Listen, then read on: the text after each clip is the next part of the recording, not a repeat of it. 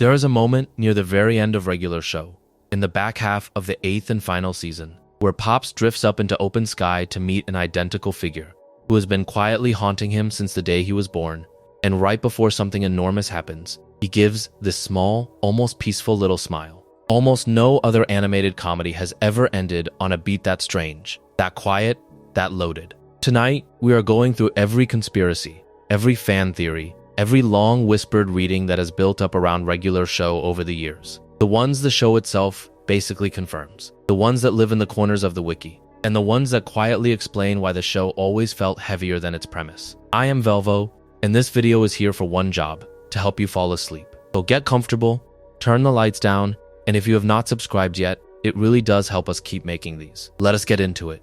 The first and biggest theory people arrive at, usually within a season or two of starting the show, is that the park itself is not a normal place. It is something more like a threshold. The premise on paper is straightforward. Two slackers in their 20s, a blue jay and a raccoon, work as groundskeepers at a public park run by a gumball machine. They do as little real work as possible. They get sent on errands. The errands almost always escalate into a cosmic confrontation with some impossible entity that wants to end the world over a board game, or a high score, or a missed deadline. By the end of the episode, the universe has been saved, nothing has really been learned, and the loop resets the next week. That is the surface. The reading that has stuck to this show since the very beginning is that the park is some kind of waiting room. Not heaven, not hell, not exactly purgatory in the strict religious sense, but a liminal space, a holding pattern, a place where unfinished people stay until they finally figure out what they want. Approached this way, almost every character on the show makes a different kind of sense. Mordecai and Rigby are dead-end 20-somethings stuck repeating the same week. Benson, their boss, is permanently furious because he is the only one who senses there is a way out. Skips is a Yeti who has been there for centuries, walking the perimeter, never aging, never leaving. Pops is a being from somewhere else entirely. Muscle Man wears the same shirt every day. High Five Ghost is literally already dead. The show implies, gently and almost never explicitly, that the park is a place outside of time, and that the work the characters do there is not really landscaping. The argument that follows is that they are tending the membrane between something and something else, and that the cosmic threats are just what bleeds through when they slack off. Nothing in the show ever confirms this in a single line. The wiki does not stamp it as canon, but the way the show treats time, the way characters die and come back constantly, the way nobody in the park really ages much in show years, the way the park itself seems to bend reality whenever the plot needs it to, all of that builds a pattern that is hard to unsee once you have seen it. What fans land on, again and again, is that regular show is not a workplace comedy. It is a comedy about people who do not yet know they are between lives. The slow tragedy of it, the part that becomes louder the further you get into the series, is that some of them do figure it out and leave, and some of them never do. Underneath that theory, and running quietly through almost everything else in the show, is the idea that Pops is not what he appears to be.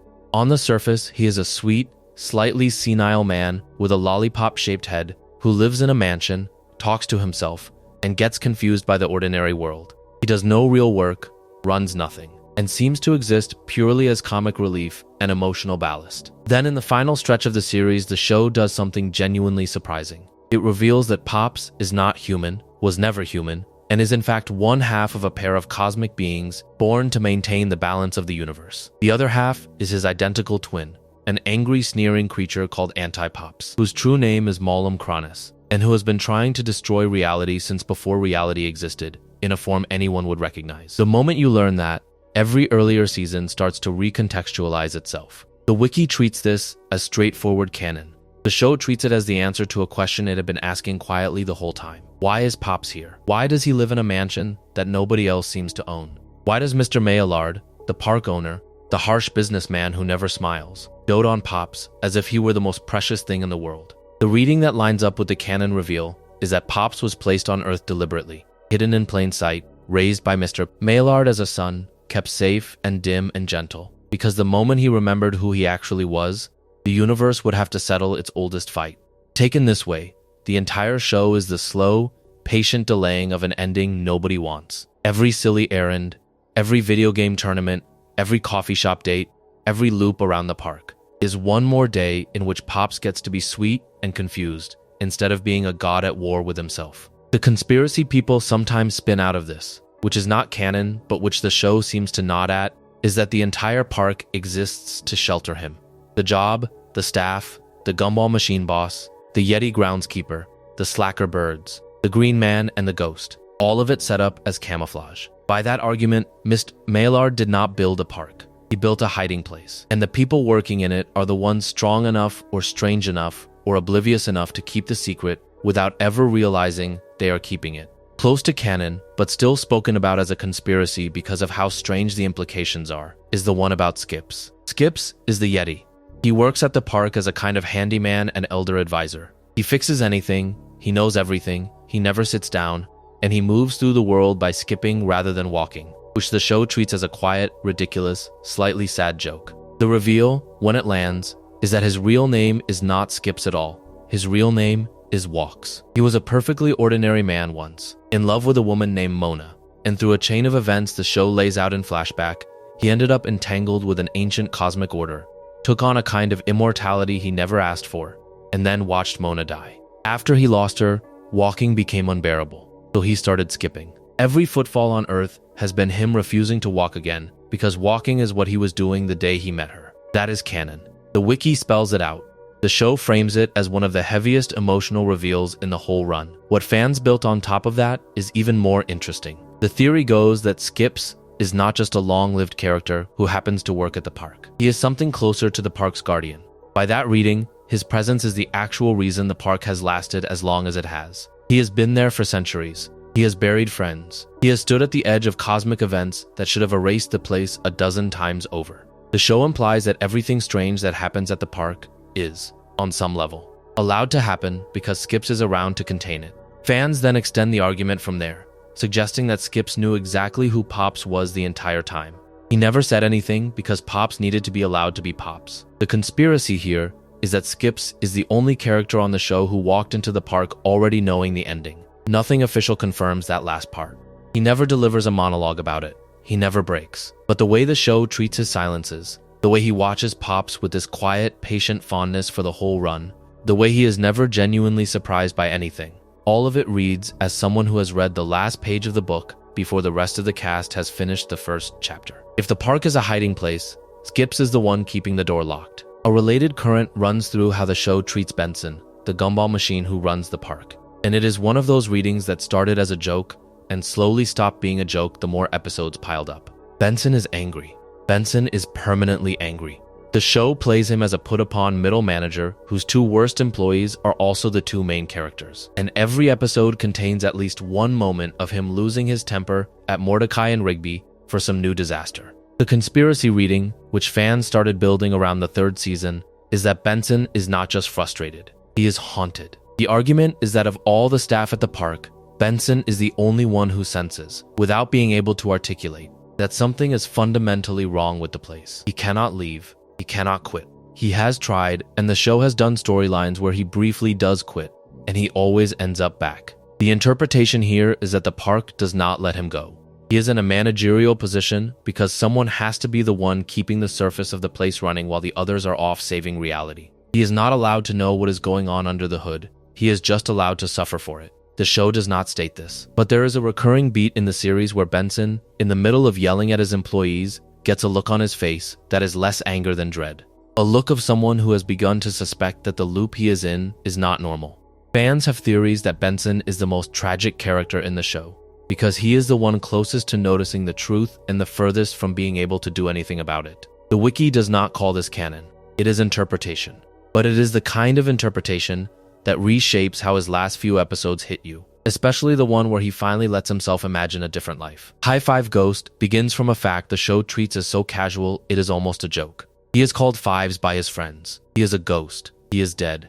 He has been dead for the entire series. Nobody in the park ever brings this up as a problem. Nobody asks how he died. Nobody asks why he is still here. He floats around, holds up his hand for high fives that almost never get returned, and lives a small, gentle, fundamentally embodied life despite having no body. The wiki says he is a ghost. The show says he is a ghost. The conspiracy that has grown around him is that his presence at the park is the most concrete proof that the park is not a normal place. Living people work alongside dead people, without ever finding it strange. Fans argue that High Five Ghost is not a ghost in the supernatural exception sense. He is a ghost in the same way everyone else there is, on some level, between states. He just looks the part. By that reading, his friendship with Muscle Man is one of the quiet emotional anchors of the show, because it is a friendship that crosses what should be an uncrossable line, and nobody, not even the friends themselves, ever finds that line. Fives, in this view, is the show's soft, almost invisible signal to the audience. If you can accept that one of the main characters is dead, you can accept that the park is not the kind of place you can leave by walking out of. The conspiracy version of this, which is not confirmed and probably never will be, is that High Five Ghost remembers how he died and chooses not to talk about it because it would break the spell the rest of the cast is under. He is content. The show treats him as content. He has a brother, a wife later in the series, a small house. He is the most stable character on the show. And the argument that emerges from that, the part that gets to people, is that being dead in regular show might genuinely be easier than being alive in it. Muscle Man, the small green man who looks like a buff hulking giant in his own head, but is in fact short and round and constantly performing, has an entire mythology of his own that has produced more conspiracies per character than almost anyone in the show. His real name is Mitch Sorenstein. His father, Big Mitch, also called Muscle Dad, was a beloved figure, a kind of mythical strongman. And the show treats his death as one of the most genuinely sad moments in the entire run.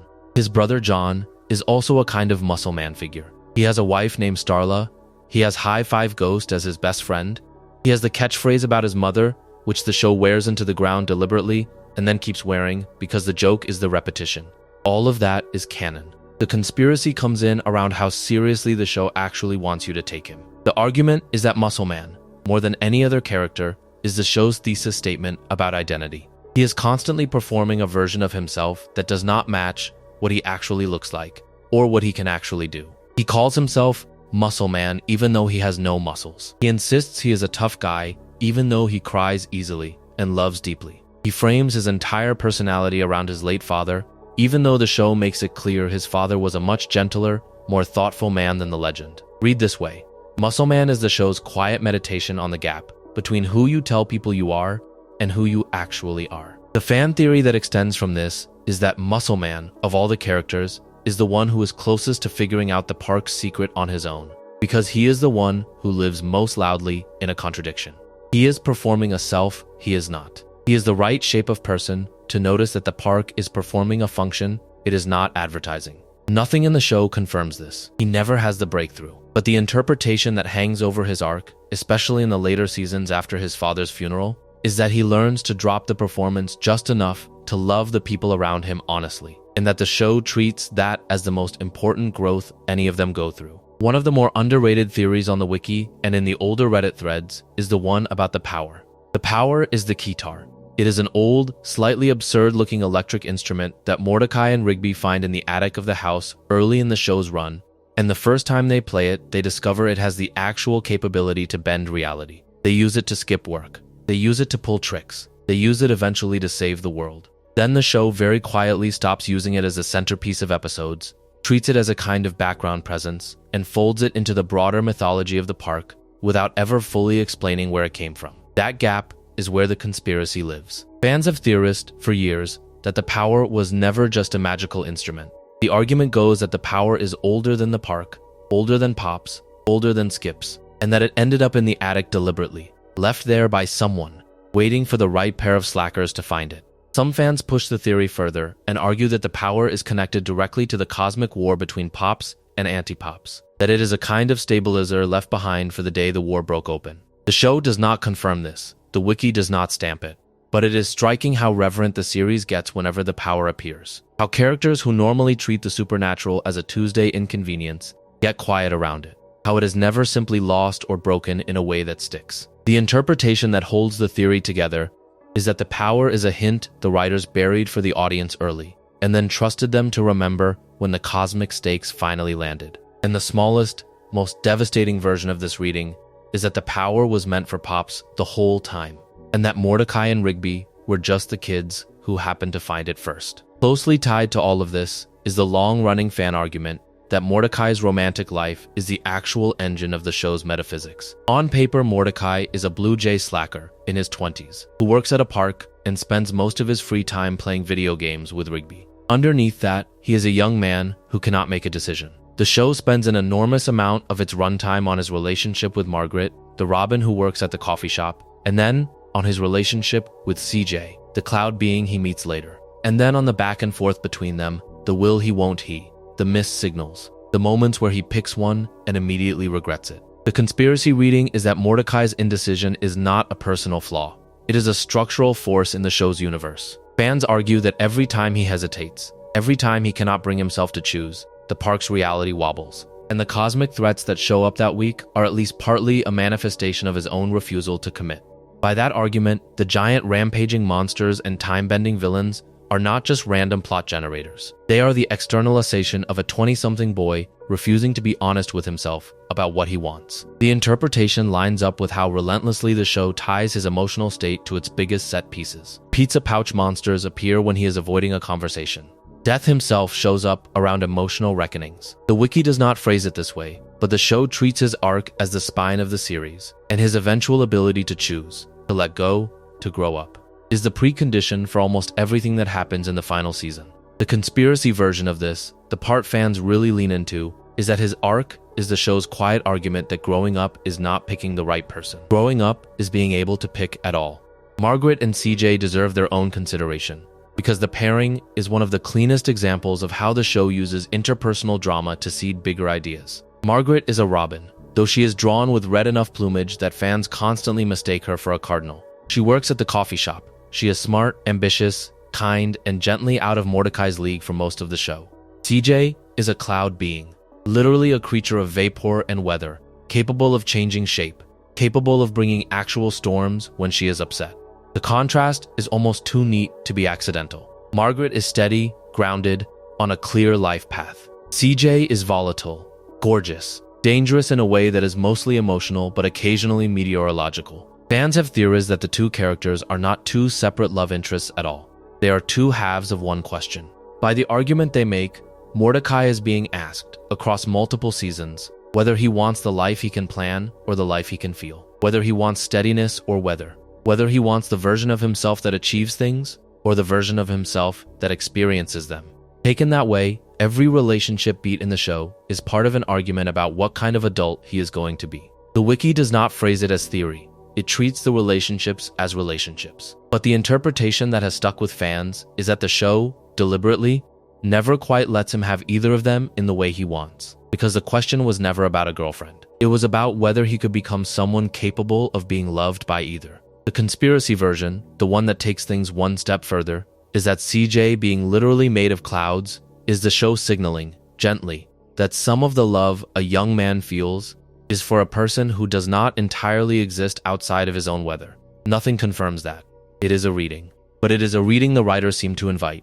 Mr. Maillard is one of the most underexamined characters in the entire series, and almost every conspiracy about him has matured into something close to canon by the end of the run. He is the owner of the park. He is wealthy. He is severe.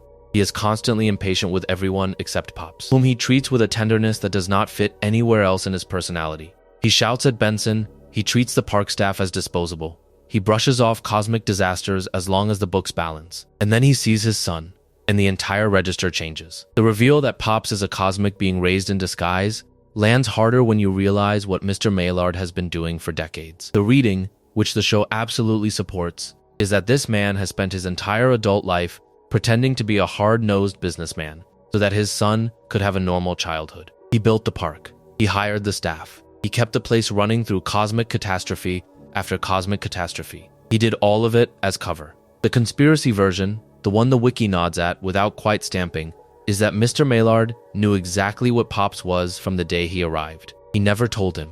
He spent his whole life loving a child he knew was destined for a fight nobody could win. By that argument, his cruelty toward the staff is not really cruelty. It is the brittle armor of a man trying to keep a secret he cannot afford to lose. And his softness around Pops is the only place that armor ever cracks. The show does not narrate any of this directly, but the way he looks at Pops, the way he goes quiet during certain scenes, the way the writers give him moments of genuine tenderness in a show that otherwise treats him as a punchline. All of it lines up with the interpretation that he is the saddest man in the show's universe. He raised a god. He knew it was temporary. He did it anyway. The space arc, which dominates the back end of the series, is a conspiracy of a different kind. Because the conspiracy is not just about what happens in the show, it is also about what happened behind the scenes. The simple fact is that Regular Show, somewhere in its later seasons, takes a hard left turn into outright science fiction. The park gets ripped from Earth and turned into a spaceship. The cast becomes intergalactic fugitives. The villains escalate from suburban annoyances to cosmic warlords. And the tone, while still funny, becomes noticeably more serialized, more emotional, more invested in long-form storytelling than it had been in the earlier seasons. Fans have theorized, with varying levels of evidence, that this shift was the result of network pressure. The argument goes that Cartoon Network, around that time, was reorganizing its lineup, that the writers had been told to wrap things up, and that the space arc was a way of giving the show somewhere genuinely new to go while also writing toward an ending. There are interviews with creator J.G. Quintel and other staff that confirm parts of this. The show was given a defined ending. The writers knew they were heading toward a finale. The space arc was their way of using that knowledge to escalate everything that mattered. The wiki documents the production timeline. The conspiracy version, which is not confirmed, and probably never will be, is that the original plan for the series was much longer, and that the space arc compresses several years of intended storytelling into a few seasons. What fans land on is that the back half of Regular Show is the work of writers who knew the clock was running and decided to spend their remaining time saying everything they had wanted to say about these characters. Nothing about that feels rushed in the watching, but the knowledge that it might have been rushed is part of why the finale lands the way it does. The finale itself, when it comes, does something almost no other animated comedy of its era was willing to do. It commits. Pops, having learned who he is, having spent his entire life avoiding the fight he was born to have, goes to space, confronts Anti-Pops, and ends the war by dragging both of them into a destructive embrace inside a star. He dies. The show does not soften that. The show does not undo it. The show then jumps forward in time and shows the rest of the cast as adults, with lives, with families, with the long, quiet years they earned by surviving the day Pops did not. The wiki documents the structure of the finale plainly. What has built up around it as interpretation is that Pops, in the end, chose the same thing his father had been choosing for him his whole life. He chose tenderness. He went into a fight he could not win in any conventional sense because the only way to win it was to refuse, in the deepest possible way, the cruelty his other half was offering. Read this way. Pops is the show's argument that sometimes the cosmic war is not between good and evil. It is between gentleness and the refusal of gentleness. And the only victory available is to be the gentle one all the way down, even when it costs you everything. The conspiracy version, the one that fans return to in the comment sections, is that Pops does not actually die. Their argument is that, because he is a cosmic being, he is reborn somewhere. That the smile at the end is the smile of someone who knows he is coming back. Nothing in the show confirms that. The finale frames the death as final. But the wish for him to return is itself part of how the show landed, because the audience felt the loss the way the cast did. Of all the moments in the finale that fans spent the most time arguing about, the one that produced the most theory and speculation was the reveal of Mordecai's wife. After the time skip, the show shows Mordecai years later, settled, content, a successful artist, married to a bat named Steph. Steph has almost no screen time. She is not someone the audience knows from earlier seasons. She is not Margaret. She is not CJ. She is somebody new. And the choice the writers made, to end his arc with a woman the audience had never met, set off a wave of debate that has not really cooled in the years since. The most vocal fans build around the idea that the choice of Steph is the entire point. Their argument is that the show, after spending years narrating Mordecai's indecision between Margaret and CJ, deliberately refused to give him either of them in the end, because the lesson the show wanted to leave with was that the person you spend your young life agonizing over is almost never the person you actually end up with. What fans land on is that Steph represents the future you cannot plan for. The person who arrives once you have stopped chasing the people you thought you wanted. The relationship that finds you after you have done the long, unglamorous work of becoming someone capable of being in one. The wiki notes Steph as canon. The show does not explain her in detail. The conspiracy version of this, which fans cite as evidence of the show's underlying wisdom, is that the writers were saying something genuinely radical about how love actually works for most people in their 20s and 30s. Nobody ends up with the person from the coffee shop. Nobody ends up with the cloud girl from the season they had the most exciting time of their life. They end up with someone steadier, quieter, less storied, somebody they could not have written into the script if they had tried. There is also a more cynical version of this theory, which is worth flagging, that the choice of Steph was a way of avoiding picking sides in the Margaret versus CJ fandom war. There is probably some truth in that too. But the wiser reading, the one that hangs together with the rest of the show's themes, is that the choice was deliberate and meant. Auntie Pops, the cosmic villain who emerges as the show's final antagonist, is the subject of his own constellation of conspiracies, and the most interesting of them does not treat him as a separate being at all. The canonical version, the one the wiki documents, is that Auntie Pops and Pops are two halves of the same cosmic event, born from the same source, destined to fight, equal in power. The conspiracy reading goes a step further. The argument is that Auntie Pops is not a separate being so much as he is the part of Pops that Pops himself refused to be. Every time Pops chose kindness over cruelty, every time he chose to be confused rather than angry, every time he chose to retreat into the safety of his sweet, slightly senile persona instead of facing the size of what he actually was, the energy he refused had to go somewhere. By that argument, Anti-Pops is the accumulated weight of a god's refused darkness. He is what gets left over when somebody insists on being good past the point where most people would have stopped trying. The interpretation has religious echoes, deliberately or not. It echoes ideas about repression in psychology, about the parts of yourself you cannot get rid of by ignoring. The wiki does not stamp this reading as canon. The show frames the relationship as a destined fight between equals. But the way the final confrontation is staged, with the two of them pulled into a star together, locked in something that looks less like combat and more like a long-delayed embrace, supports the interpretation that they were always the same thing pulled in two directions. The conspiracy version is that the only way to win the fight was for Pops to finally accept the part of himself he had refused for centuries, and that the explosion at the end of the show is not just a death. It is a reunion. Read that way, the finale is not a tragedy. It is the most painful possible version of a healing. Underneath all of these conspiracies, the most generous one, and the one that the show seems to invite most clearly, is that regular show is not really a comedy about supernatural events at all. It is a comedy about being in your 20s. The argument, which fans have written essays about for years, is that every monster the show puts in front of Mordecai and Rigby is a metaphor for something a young adult is actually scared of. The deadline that becomes a literal demon, the mistake that becomes a portal to another dimension, the relationship that becomes weather, the job that becomes a cosmic threat. Taken this way, the entire show is a recurring dramatization of the anxieties of a generation that grew up watching cartoons and then found themselves at 24, 25, 26 in a world that did not have the shape they had been promised. Mordecai and Rigby do not really have careers. They live in a house owned by their boss. They cannot afford anything they want. They are constantly choosing between honesty and avoidance. They are constantly trying to recapture the dynamic of their teenage years, even as they are quietly being told by the universe that they have to grow up. The interpretation that fans land on, again and again, is that the cosmic stakes of the show are exactly proportional to the emotional stakes the characters refuse to face. A normal conversation about feelings becomes a battle with an interdimensional warlord because the show, structurally, will not allow the characters to grow up the easy way. Either they say the hard thing or they fight a god.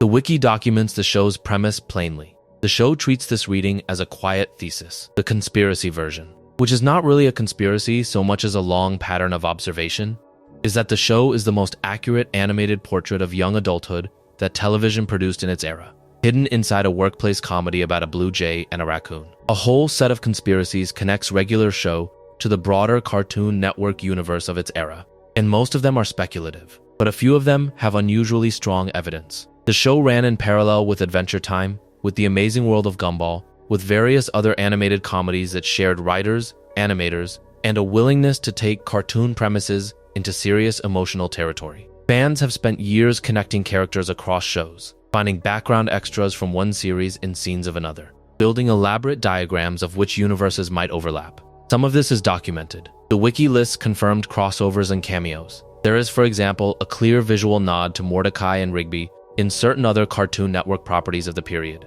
And there are characters from other shows who appear in regular show as background gags. The conspiracy version, which is not confirmed and probably never will be, is that all of these shows share an underlying continuity, that the multiverse the regular show finale dramatizes is the same multiverse that other shows of the era have hinted at, and that the cosmic events of one series have consequences for the others. The interpretation here is interesting, but speculative. The show is happy to nod to its neighbors. It is much less happy to commit to a shared canon. The wisest reading is probably that the writers and animators of that era genuinely loved each other's shows and embedded references the way friends do. and that the conspiracy of a unified continuity is a fan project built on top of that affection rather than a hidden plan. Of all the running motifs in the show, the one that fans have most often built conspiracies around is its obsession with the 1980s. The whole aesthetic of Regular Show is steeped in 1980s pop culture. The music, the video games, the arcade cabinets, the fashion, the references to action films and synth-driven soundtracks and giant boomboxes. The villains often arrive from a frame of reference that is older than the characters watching them. The interpretation that fans land on, and that the wiki broadly supports, is that the show is a love letter from people who grew up with that decade's pop culture to the decade itself. The conspiracy version goes further. The argument is that the 1980s obsession is not nostalgia. It is a kind of haunting. By that reading, the park exists at a frequency where the cultural artifacts of decades ago are not just memories but actual present forces. The keytar that becomes a magic instrument, the arcade game that opens a portal, the pop song that summons a creature. The argument is that Regular Show treats nostalgia not as something warm and harmless, but as something with weight, something that can reach out and grab you, something the characters have to either honor or escape.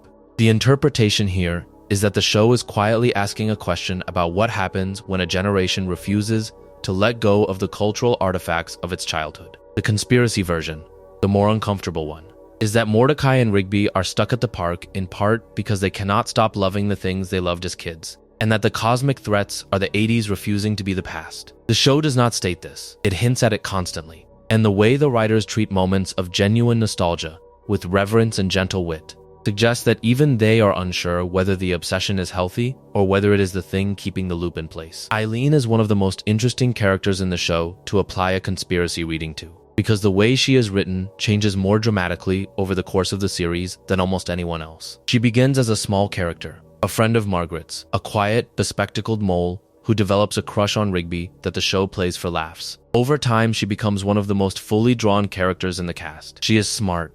She is patient. She is the one Rigby finally settles down with, marries, and starts a family with. The conspiracy reading that fans have built around Eileen is that she is the most emotionally honest character on the show. Their argument is that, of all the characters, she is the only one who never lies about how she feels. She tells Rigby she likes him long before he is ready to deal with it. She tells him when she is hurt.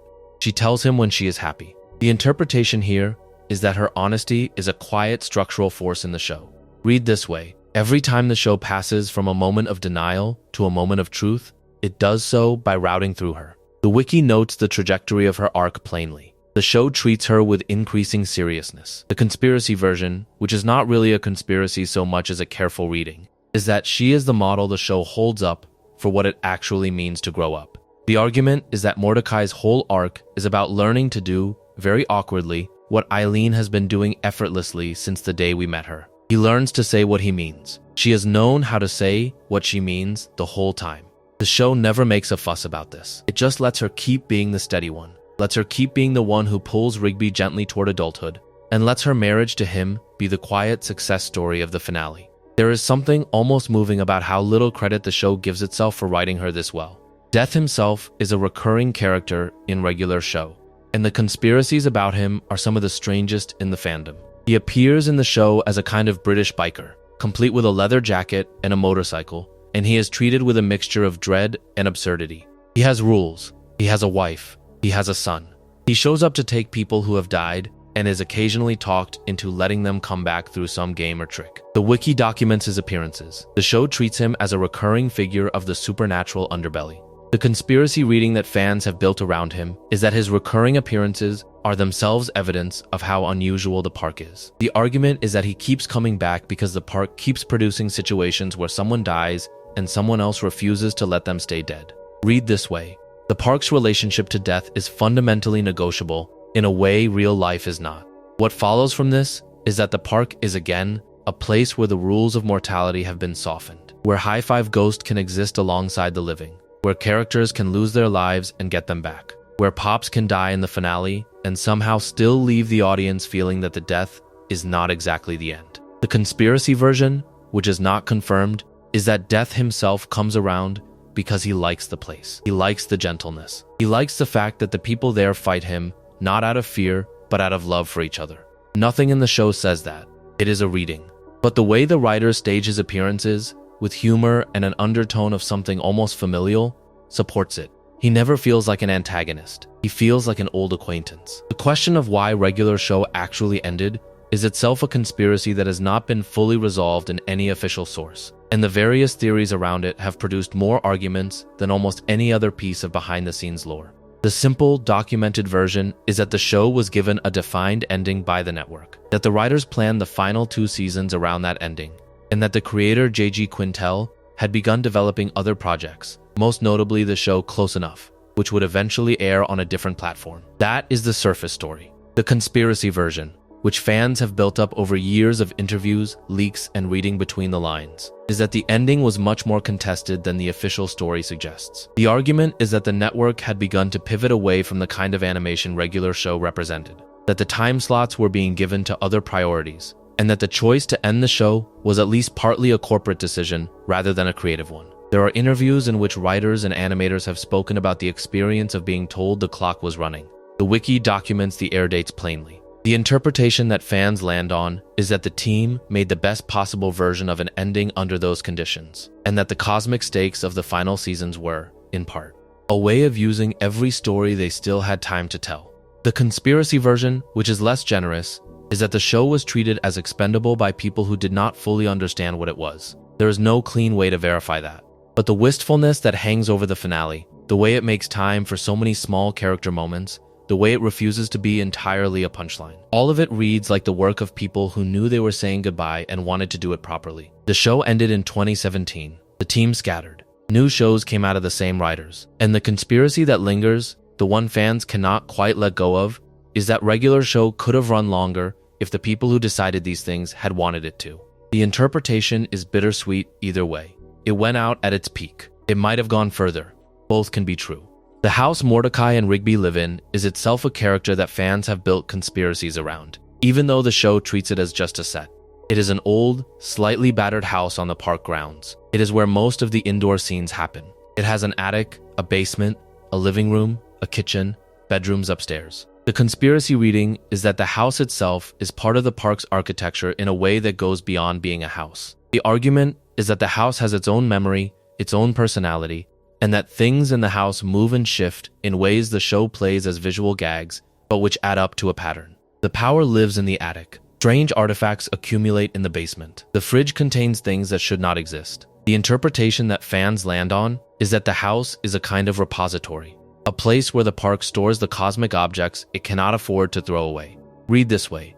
Every time Mordecai and Rigby find something dangerous in their own home, they are not just stumbling on a plot device. They are encountering the next thing the house has decided to surface. The wiki does not stamp this as canon. The show treats the house as a set. But the recurring beat of weird objects appearing in familiar places is hard to read as coincidence by the 3rd or 4th season. The conspiracy version, which is more atmospheric than provable, is that the house is on the side of the staff. It produces what they need when they need it. It hides what they cannot face. It is, in some quiet way, looking after them. There is no scene that confirms this, but it is the kind of pattern the show seems happy to let viewers notice. Rigby's backstory contains its own pocket of conspiracies, and the most consequential of them involves his brother Don. Don is younger than Rigby, taller than Rigby, more successful than Rigby, more loved by their parents than Rigby. The show plays this for laughs, but it does it with a precision that suggests the writers took the underlying dynamic seriously. The wiki documents the family relationships. Don is a recurring character. The conspiracy reading that fans have built around this is that Rigby's entire personality, his slackerdom, his refusal to take responsibility, his constant need for Mordecai's validation, is shaped almost entirely by growing up in the shadow of his more impressive brother. Read this way. Every time Rigby refuses to grow up, he is making a choice not to compete on a stage he has already decided he cannot win. The interpretation here is gentle. The show treats Rigby with affection. It does not punish him for being smaller and less impressive than his sibling. It just acknowledges, quietly, that his arrested development has a source. The conspiracy version, which is more interesting, is that Mordecai's friendship with Rigby is, on some level, Mordecai filling a role that Rigby's family could not fill.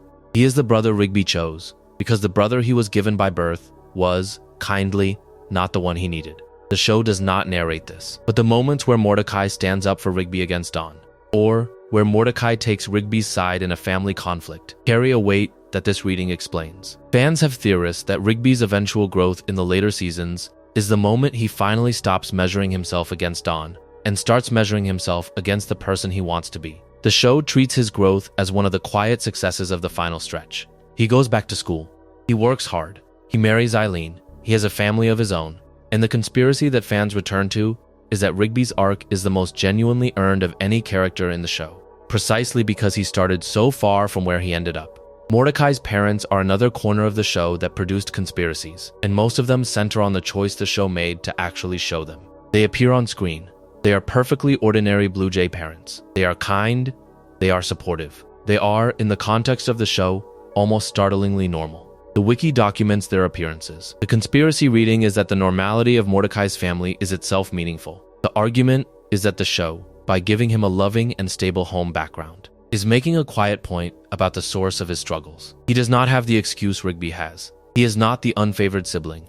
He is not the kid from a broken home. He is just a young man whose problems are entirely his own, who cannot quite get out of his own way, who has been given every emotional tool he should have needed and still does not know how to use them. What follows from this is the show being gently honest about a particular kind of 20-something paralysis. Sometimes the reason you cannot move forward is not your past. It is just you. The conspiracy version, which is sharper, is that the writers wanted to deny their main character the easy out of blaming his upbringing. Taken this way, Mordecai is the show's argument that growth is your own responsibility no matter how good or bad your family was. There is no villain in his story other than himself. There is no trauma he needs to overcome. There is only the day-to-day choice to be braver than he was yesterday. The show frames this with a light touch, but the conspiracy holds together. The choice to make his family loving was a choice. It says something. Hillary, Mordecai's mother, is also the subject of a small but devoted conspiracy on the wiki and in fan forums, mostly because of a coincidence of voice casting and timing.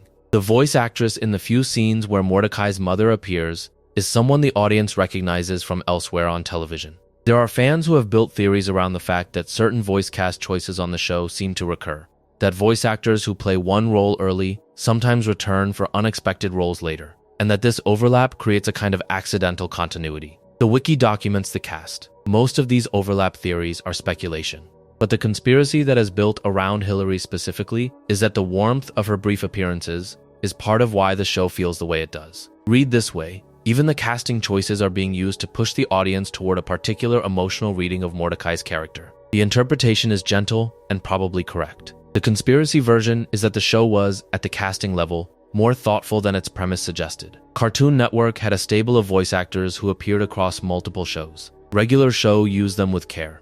The way Mordecai's mother sounds is not an accident. It is part of how the show tells you something about him. Doomageddon, by most accounts, one of the cosmic dogs from the universe of intergalactic warlords, is the centerpiece of a smaller but durable conspiracy on the wiki and in old forums. He is treated as a kind of comic relief threat, an absurdly powerful creature who functions, structurally, like a problem to be solved. The conspiracy reading is that Doomageddon is older than he appears, that his presence in the show signals a deeper layer of intergalactic continuity than the show ever fully spells out, and that the way he interacts with other cosmic characters suggests a hierarchy of beings that the writers had mapped out but did not have time to explore on screen. The wiki documents his appearances. The interpretation is speculative, but the way the writers stage his scenes, with the confidence of people who know exactly where this creature sits in a larger universe, is part of why fans believed there was more lore underneath the surface than the show had room to show. The conspiracy version, which is unprovable but appealing, is that the writers had a much larger document of cosmic history in their writer's room and were rationing it out by the episode. Some of that may be true. Some of it is probably wishful thinking. But the show invites the speculation by treating its cosmic beings with the casual familiarity of people who have lived with them for years. Garrett Bobby Ferguson, the giant floating disembodied head, who appears as a recurring antagonist in the show's video game-centric episodes, has his own small but devoted theory ecosystem. He is a former video game record holder. He is impossibly powerful. He becomes a ghost after his first defeat and returns to take revenge. The wiki documents his arcs. The conspiracy that fans have built around him is that he represents something specific about the show's relationship to its 80s nostalgia. The argument is that Garrett Bobby Ferguson is the embodiment of the dark side of nostalgia, of the man who could not let go of a record from decades ago and let it consume his entire identity. Read this way. His defeat at the hands of Mordecai and Rigby is the show's argument that nostalgia is something to honor, not to live in. The interpretation is supported by the way the writers stage his return as a ghost. He cannot let the high score die. The show treats this as both funny and faintly tragic. The conspiracy version, which makes the theme explicit, is that Mordecai and Rigby are constantly at risk of becoming Garrett Bobby Ferguson, of getting stuck on the high score of their own youth, and that the show keeps having them defeat him as a way of asking them, again and again, whether they are willing to grow past the thing they were once best at. A quieter conspiracy runs through the entire show about the recurring structure of its episodes, which is that almost every conflict is resolved by a game, a race, a board game, a video game tournament, an eating challenge, a drinking challenge, a high score, a bet, a wager with a cosmic being. The show goes back to this well over and over, and once you start counting, the pattern becomes hard to ignore. The conspiracy reading that fans have built around this is that the game structure is the actual metaphysics of the show. The argument is that the universe of regular show, on some fundamental level, runs on rules of contests. If you can win the right game, you can change what happens. If you can outscore death, you can take someone back from him. If you can finish the right meal, you can transcend ordinary life. If you can beat the world record on the right cabinet, you can resolve a generation's old grudge. Read this way, the show is not really a comedy with games in it. It is a cosmology in which games are the language reality speaks. The wiki documents the episodes plainly. The interpretation is supported by how seriously the show treats game stakes. A game is never just a game. A game is always a contract with the universe. The conspiracy version, which goes one step further, is that the park itself is the prize in a much larger game. That the cosmic beings around the edges of the show have been wagering for it across the entire series. And that the staff are pieces on a board that has not yet been fully shown. Nothing in the show confirms that. But it is the kind of pattern the writers seem aware of. They lean into it constantly. And it gives the show's lightest moments, a video game tournament, a board game gone wrong, a hot dog eating contest, a weight they would not otherwise have. The Excellent Challenge is one of those episodes that fans return to as the cleanest example of the game structure working at full strength, and it has produced its own small ecosystem of conspiracies. The premise is straightforward. The diner has a challenge. Finish a giant plate of eggs in a set time and you win a trucker hat. The hat that says Excellent on it. And you join an exclusive club of people who have completed the challenge. The wiki documents the episode. The show treats the challenge as life or death, complete with a coma, a vision quest, and a final triumphant return. The conspiracy reading is that the Excellent episode is the show in miniature. The argument is that everything regular show wants to say about loyalty, about friendship, about doing something stupid because it matters to someone you love, is in that episode. Rigby wants the hat. Mordecai takes the challenge for him when he cannot. The hat is meaningless. The hat is everything. What fans land on is that this episode is the show's quiet thesis on what it actually means to be a best friend in your 20s. You eat the eggs, you go into the coma, you come back, you bring the hat. The conspiracy version, which is more about craft than lore, is that this episode was the moment the writers realized what kind of show they could actually be making, and that everything afterward built on the lesson of this single half hour. A darker corner of the wiki concerns the recurring presence of demonic possession in the show. Characters get possessed. Objects get possessed. The keyboard demon. Various creatures of the night. There are episodes where Benson gets possessed. Episodes where the house gets possessed. Episodes where the cart gets possessed. The wiki documents these plainly as Monster of the Week storylines. The conspiracy reading is that the recurring possession motif is again evidence of how thin the membrane is around the park. The argument is that things from outside reality keep finding their way in, because the park is a place where the boundary between worlds is permeable. Taken this way, the possession episodes are not random horror parodies. They are symptoms of the park's fundamental nature. Things keep slipping through. The staff keeps having to push them back. The interpretation is supported by how casually the show treats genuinely terrifying scenarios. A possession that would be the centerpiece of a horror film is, for the staff of the park, a Wednesday problem. The conspiracy version, which is more atmospheric, is that the possessions are getting more frequent over the course of the series, and that the increasing rate is a signal that the cosmic war between pops and anti-pops is bleeding into the world earlier and more often than the staff realize. The show does not narrate this, but the pattern, taken across multiple seasons, supports it. The fights get bigger. The threats get more elaborate. The park gets damaged more dramatically. And by the time the space arc begins, the boundary has eroded enough that the park itself has to leave the planet. The hammer, the giant magical mallet that Skips occasionally produces from somewhere off-screen, is itself the center of a small conspiracy worth pausing on. The hammer appears at specific moments in the show, almost always when ordinary problem solving has failed and a cosmic intervention is required. It is treated as a kind of last resort. The wiki documents its appearances. The conspiracy reading is that the hammer is, like the power, an object older than the park, older than the staff, and that Skips has been entrusted with it for centuries. The argument is that Skips's role at the park is partly defined by being the carrier of the hammer, the one who can wield it when nobody else can. The interpretation is consistent with how the show treats him as the elder of the staff, the one with the longest perspective, the one who knows when to escalate. The conspiracy version, which fans return to in forum threads about the show's mythology, is that the hammer and the power are part of a set, that there are other objects of similar power scattered through the show, and that the writers had a sketch of an entire mythology of artifacts that they never fully showed. The power is in the attic. The hammer is with Skips. There is a coin somewhere that grants wishes if used correctly. There is a board game that can rewrite reality. There is a video game cabinet that can summon ghosts. There is a keytar that can solve world hunger. The wiki documents the objects individually. The conspiracy reading is that they are a system, that the staff of the park have been entrusted, without quite knowing it, with the maintenance of a small museum of cosmic dangers, and that the job of the park is partly to keep these objects from falling into the wrong hands. The show does not say that in a line, but the pattern, taken across all 8 seasons, supports it. Mordecai and Rigby are gardeners, on paper. They are also custodians of the most dangerous attic in the universe. The coffee shop deserves its own consideration, because it functions in the show as a kind of parallel space to the park. It is where Margaret works in the early seasons. It is where Eileen works. It is where Mordecai and Rigby go when they need to escape from the park's pressures, only to encounter another set of pressures of an entirely different kind. The wiki documents the location plainly. The conspiracy reading that fans have built around the coffee shop is that it is not just a setting. It is the show's argument about how young men, in particular, fail to notice what is right in front of them. Their argument is that Mordecai goes to the coffee shop because he loves Margaret, and because he is too afraid to say so, he spends years drinking coffee and ordering muffins and missing the point. Read this way. The coffee shop is a kind of confessional booth for him, a place he visits weekly to almost say something true and to fail at it again.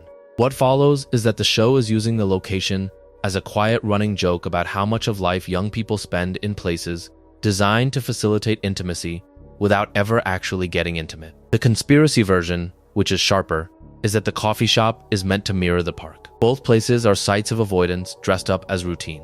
Both places are settings where the work being done is not really the work the characters need to do. Both places are run by tolerant, slightly bemused authority figures who watch the protagonist fail to use their time well. The wiki does not draw the parallel. The show stages it constantly. And the coffee shop, in this reading, is the soft version of the park's problem. A place where nothing important happens until somebody decides to make something important happen. The recurring presence of unicorns in the show, particularly the cousins who hang around the park as antagonistic background characters, has produced its own pocket of fan conspiracy. The unicorns are obnoxious. They are vain. They are constantly causing minor trouble. They are treated with a level of derision unusual even for regular show.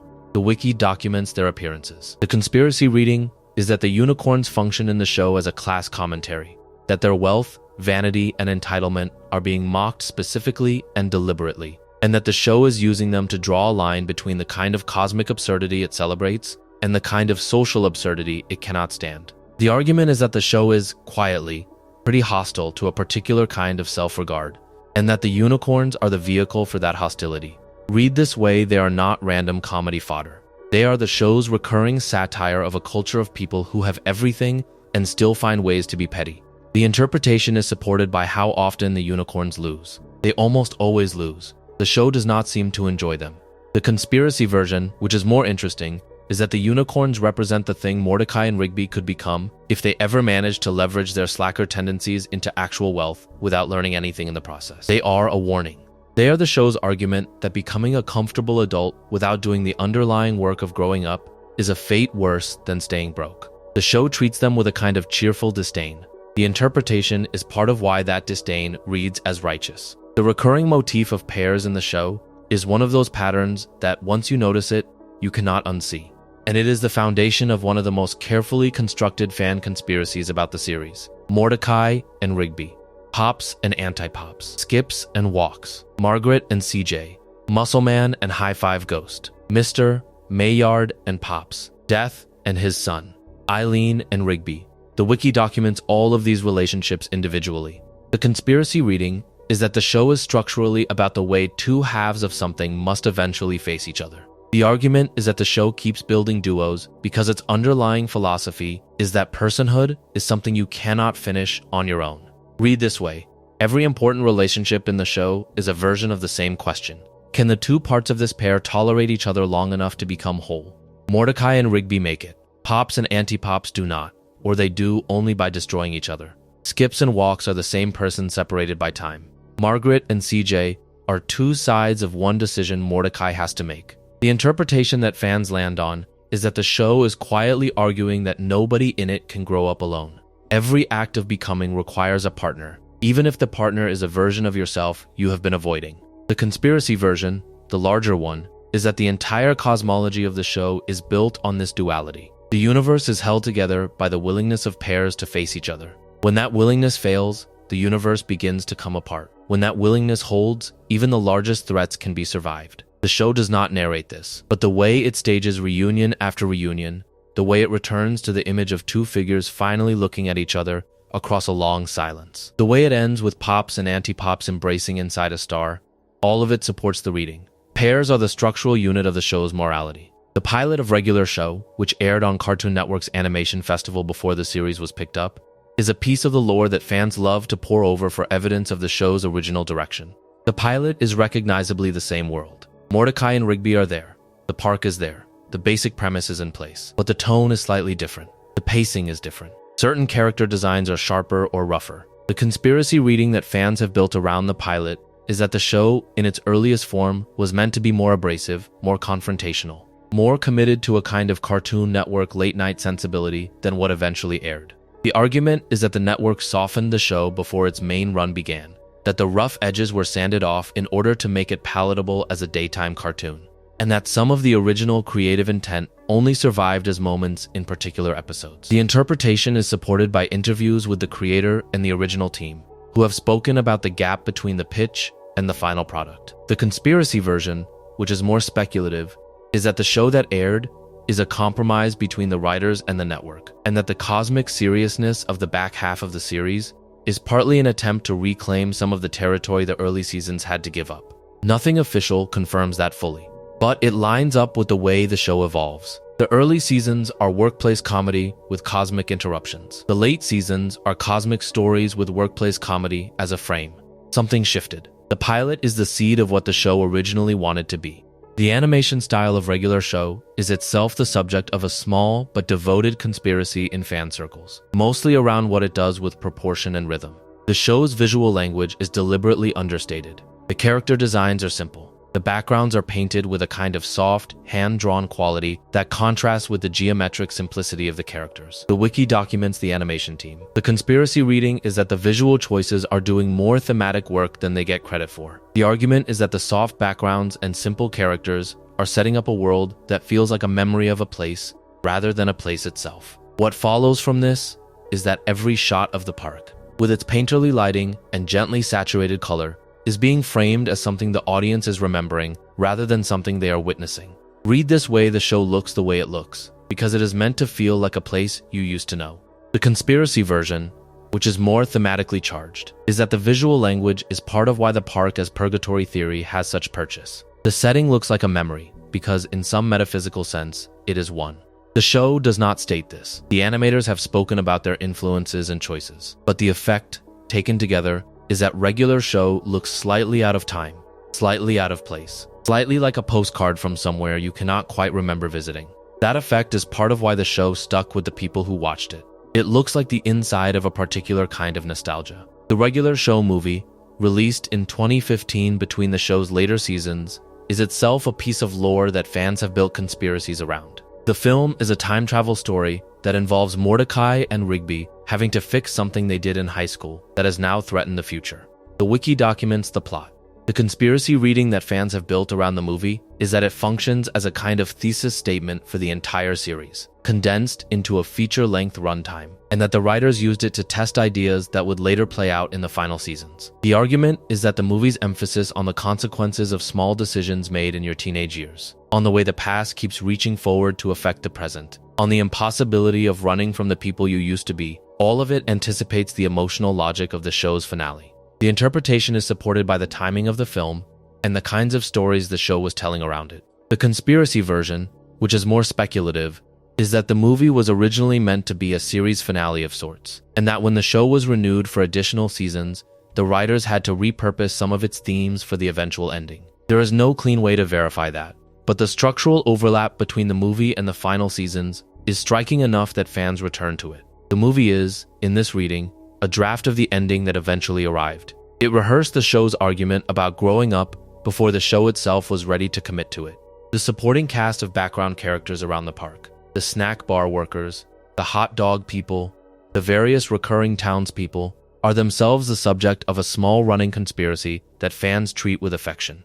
The argument is that the show, by giving these background characters names, personalities, and the occasional starring role, is building a community around the park that the main cast almost never notices. The wiki documents the recurring characters. The conspiracy reading is that the staff of the park are surrounded by an entire society of people whose lives intersect with theirs in ways they do not pay attention to. Read this way, the park is not isolated. It is the center of a small ecosystem of people who depend on it, work near it, hang out around it, and the main cast's failure to engage with that ecosystem is part of the show's quiet point about how easy it is to live in a community without really seeing it. The interpretation is gentle. The show treats these characters with care.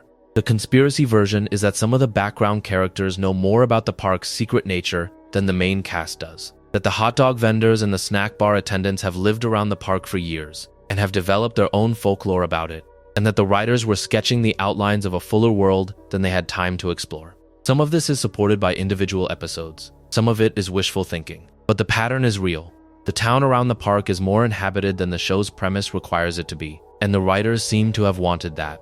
The recurring use of time travel in regular show is another corner where fans have built elaborate conspiracies about continuity. The show plays with time freely. Characters travel forward and back. Futures are shown and changed. Past selves are encountered. The wiki documents the time travel episodes. The conspiracy reading is that the show's continuity, despite its apparent looseness, is actually internally consistent if you read it carefully. The argument is that every time travel episode adheres to a particular set of rules, that the futures shown match the actual finale, that the past selves encountered match the established backstory, and that the writers were keeping track of a continuity document much more carefully than the casual viewer would suspect. The interpretation is supported by how rarely the show contradicts itself across its time travel episodes. The conspiracy version, which is more interesting, is that the time travel episodes are themselves part of how the park's nature gets revealed to the audience. Each glimpse of the future is also a glimpse of the show's underlying argument. Mordecai will eventually grow up. Rigby will eventually settle down. Pops will eventually face his other half. The future has been written into the show from very early in its run, and the time travel episodes are the writers letting the audience peek at it. Nothing in the show frames it this way, but the consistency of the glimpses, taken across seasons, supports the reading. The show knew where it was going. It told you in pieces. The voice cast of regular show is itself a small conspiracy in its own right, mostly because of how many roles the principal cast members play across the show. The creator, J.G. Quintel, voices Mordecai.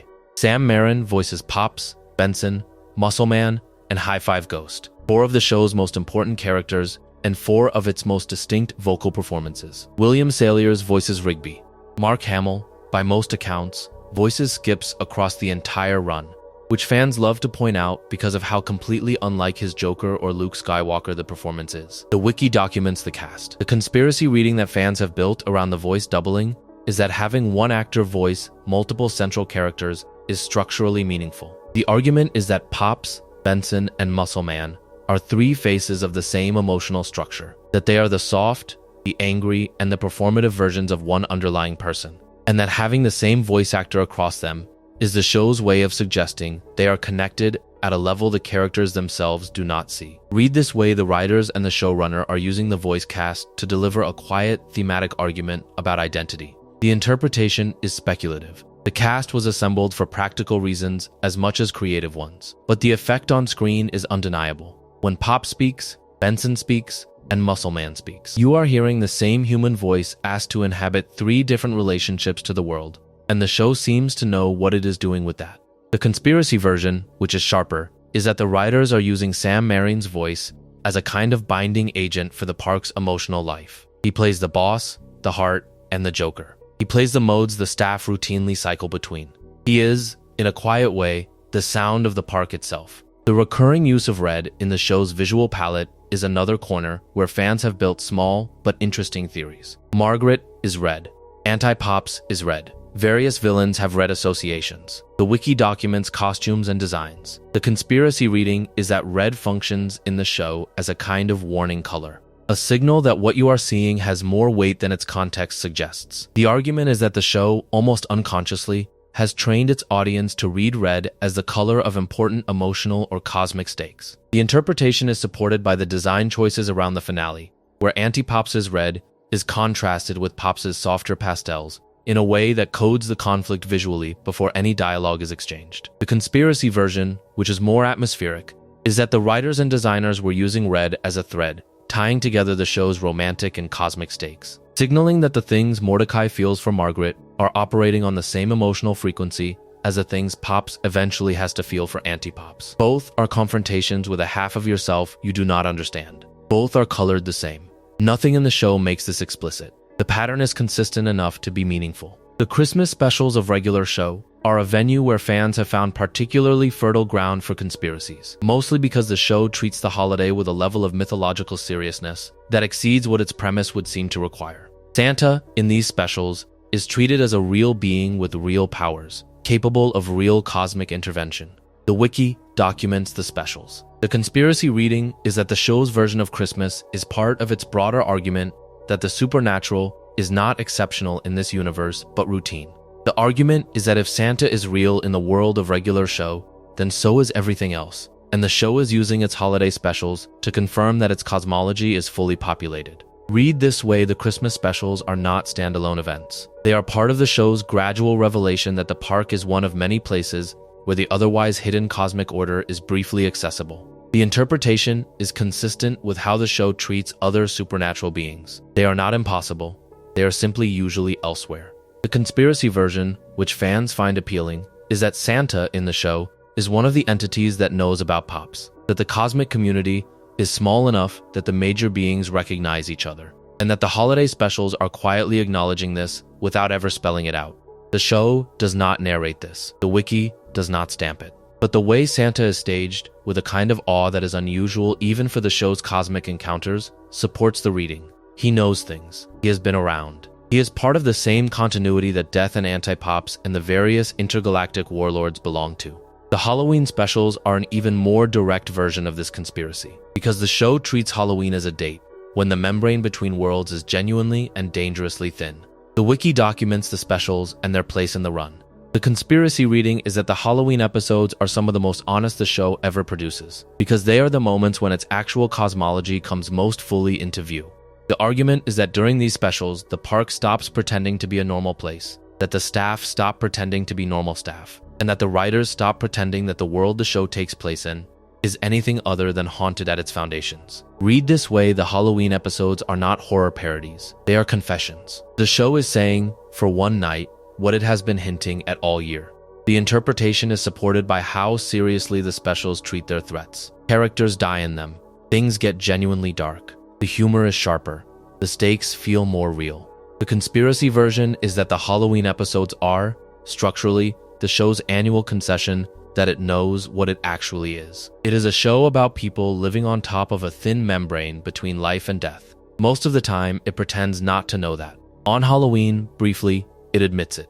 The recurring conspiracy about the snack bar attendants of the park, the various small recurring characters who staff its food operations, is a smaller but durable corner of fan theory. The argument is that the snack bar workers have, across the show's run, accumulated a kind of background continuity that the main cast almost never notices. They have personal lives. They have feuds. They have small triumphs. They appear and disappear over the course of seasons in ways that suggest the writers were keeping track of who was where. The wiki documents the recurring characters individually. The conspiracy reading is that the writers built a much larger world of background characters than the show had time to use, and that the snack bar staff are evidence of that hidden world. The interpretation is gentle. The show simply has more characters than its plots require, and the writers seem to enjoy giving them small moments. The conspiracy version, which is more romantic, is that the snack bar attendants are the show's quiet argument that everywhere you go, there are people whose lives are running in parallel to yours, whose stories you will never know in full, but whose presence is part of why the place you are in feels alive. The park feels alive partly because of these people. The show, which is not always sentimental, lets itself be sentimental about that. The party planning episodes, which recur across the show's run, are themselves the site of a small but interesting conspiracy. The structure is reliable. Somebody needs to throw a party. The staff agrees to help. Something supernatural goes wrong. The party either succeeds against all odds or transforms into a cosmic confrontation that incidentally succeeds. The wiki documents the episodes. The conspiracy reading is that the party episodes are the show's argument that small social events are, in fact, where the work of being alive actually happens. The argument is that the universe of regular show keeps testing its characters at parties, because parties are where you have to choose to show up, to be present, to be honest with the people around you. Read this way, the party episodes are doing the same emotional work as the larger cosmic confrontations, just at a smaller scale. Whether you can let yourself enjoy a birthday is the same question as whether you can let yourself save the world. Both require the same act of commitment. The interpretation is consistent with how the show treats its lighter party episodes. They are never just filler, they are always doing something. The conspiracy version, which is sharper, is that the party episodes are the show's quiet thesis on what it means to be a friend in your 20s. You do the small things. You show up for the birthday. You eat the cake. You stay late. The world is saved one party at a time, even when no monster is involved. The mall, which appears recurrently as a setting in the show, is another location with a small but devoted conspiracy attached to it. The mall is treated as a kind of parallel space to the park, a place where the staff goes to encounter a different kind of weirdness. The wiki documents the relevant episodes. The conspiracy reading is that the mall is a kind of secular version of the park, a place where consumer culture has produced a similar concentration of strange phenomena, but without the cosmic context. The argument is that the mall is where the show stages its commentary on commercial life, on the way people spend their time on objects and brands, and the small obsessions of consumer existence. Read this way, the mall episodes are doing the same work the park episodes do, but in a different key. The park is where the cosmic intrudes on ordinary life. The mall is where ordinary life intrudes on itself. The interpretation is consistent with the show's general affection for and gentle critique of consumer culture. The conspiracy version, which is more pointed, is that the mall is the place where the show's young men are most at risk of losing themselves to small distractions, and that the recurring trouble they get into at the mall is the show's argument that consumer life will absorb your time more completely than any cosmic threat ever could. The show never says this out loud. It does keep sending them there, and they do keep getting in trouble. The recurring presence of arcade games in the show, and the way characters keep being drawn into them, is itself a corner with significant fan theory attached. The show uses arcade cabinets as portals, as sites of cosmic confrontation, as the scenes of significant revelations. Garrett Bobby Ferguson is an arcade cabinet champion. Various episodes have characters get trapped inside games. The wiki documents the gaming episodes. The conspiracy reading is that the arcade is, in the show's universe, a kind of liminal space within a liminal space, a place where reality is even more permeable than at the park. The argument is that arcade cabinets are not just entertainment in this universe. They are sites where reality has been thinned by the obsessive attention of the people who played them. Read this way, every high score is a small magical act. Every record set is a tiny rearrangement of the world. The interpretation is consistent with how the show stages its arcade episodes, with the reverence of people who treat games as more than games. The conspiracy version, which is more far-reaching, is that the arcades in the show are doors, and that the writers were quietly suggesting that the entire history of arcade culture in our world is part of a hidden network of access points to other realities. The show does not spell this out, but it nods at it constantly. Whenever a character puts a coin into a machine, something cosmic is at stake. The structure of the space arc, when it arrives in the final stretch of the series, has produced more dense fan theorizing than almost any other part of the show. Partly because the show finally allows itself to do long-form serialized storytelling, and partly because the world it builds in space is so much larger than the world it had been working in. The wiki documents the arc in detail. The basic shape is that the park, lifted off Earth and turned into a spaceship, becomes a fugitive vessel chased by the cosmic forces of anti-pops, and the staff become reluctant intergalactic rebels. They pick up new crew members. They encounter alien species. They find pieces of cosmic relics that turn out to be necessary for the final confrontation. The conspiracy reading that fans have built around the space arc is that the writers had been planning it from very early in the show's run, that breadcrumbs in earlier seasons were intended to set it up, and that the cosmic seriousness of the final season is not a tonal swerve, but a payoff. The argument is supported by the consistency of the show's cosmology across its full run. The interpretation is that the writers always knew where they were going, and used the early seasons to make a workplace comedy that could, when it had to, sustain a science fiction epic. The conspiracy version, which is more dramatic, is that the entire show is best understood backwards from the space arc, that the early seasons are not the show's natural state, but its disguise, and that the cosmic war was always the actual subject. Read this way, the goofy lawn maintenance and video game tournaments and coffee shop crushes are all camouflage for a much larger story the writers were quietly telling about cosmic balance. The wiki does not stamp this as canon, but the more closely you look at the early seasons, the more the cosmic stakes feel like they were always there, just behind the scenes. The new crew members the show picks up during the space arc, the eclectic group of allies that joins the staff, are themselves the subject of small fan conspiracies. The wiki documents the supporting cast. The conspiracy reading is that these characters are not just convenient additions to fill out the cast, but deliberate echoes of the original park staff, each one mirroring an existing dynamic in a slightly different register. The argument is that the writers used the space arc to give themselves new ways to explore the same emotional structures the show had been exploring on Earth. Read this way, every new crewmate is a variation on a theme already established, allowing the writers to test the show's emotional logic at the new scale of cosmic stakes. The interpretation is consistent with how the show treats these characters. They are given specific roles, specific arcs, specific moments of vulnerability,